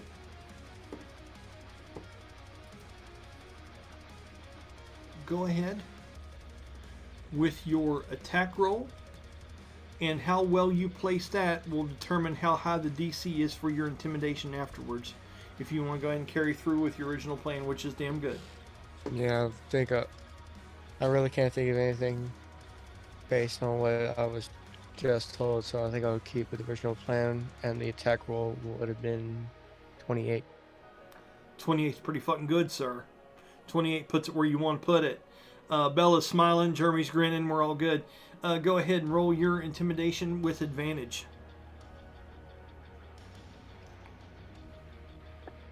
Tell me what you get.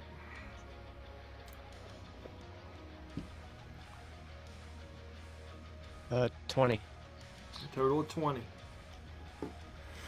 Okay, here comes the roll to see what happens. DC at 20. The creature gets to roll a 1d20 and a 1d8. The d8 is over here on the side. D20's in the middle. See what we get. Natural 1 and a 7 for a total of 8. Yep. So as you make that bold step forward and land that arrow just right in between its front feet, piercing the ghostly flames that flicker around the creature, you lean in forward. Your Panacho, active, Jeremy, the spiritual version of Mercandal, sees the wings expand right in front of you that you saw before. The angelic wing takes on one side, the demonic spreads out and takes another. And you can see the feathers and stuff stand on the front of Panacho spiritually, because you're on the same kind of realm that it is. It actually makes you feel... Do me a favor, roll a charisma check.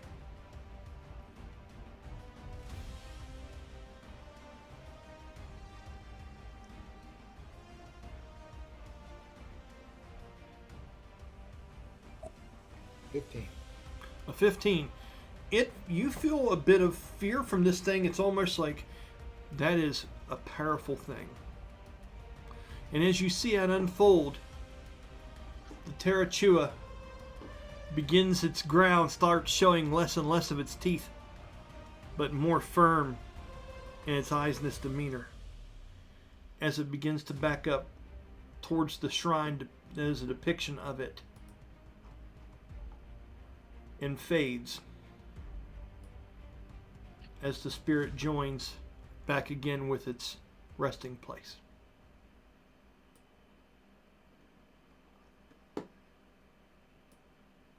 And at that point, we'll go ahead and stop for tonight. Okay? So this is our room. Take a good strong look at it. This is the things that we have to deal with when we come back to this one next time, okay?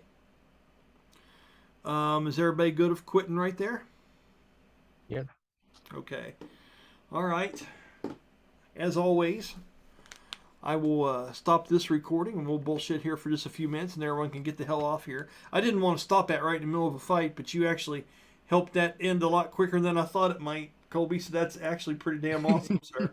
That's great that shit works out, man. I was worried for it. Let's here, so there's my stop recording. All right. So once again, Brian Kynes, thanks if you watch these videos. We really enjoy putting them together. This has been fun. These folks are really starting to get into the mechanics and seeing some of the deeper regions and hidden rooms that this place has to offer. Hopefully we'll see you guys again next Sunday. Later on.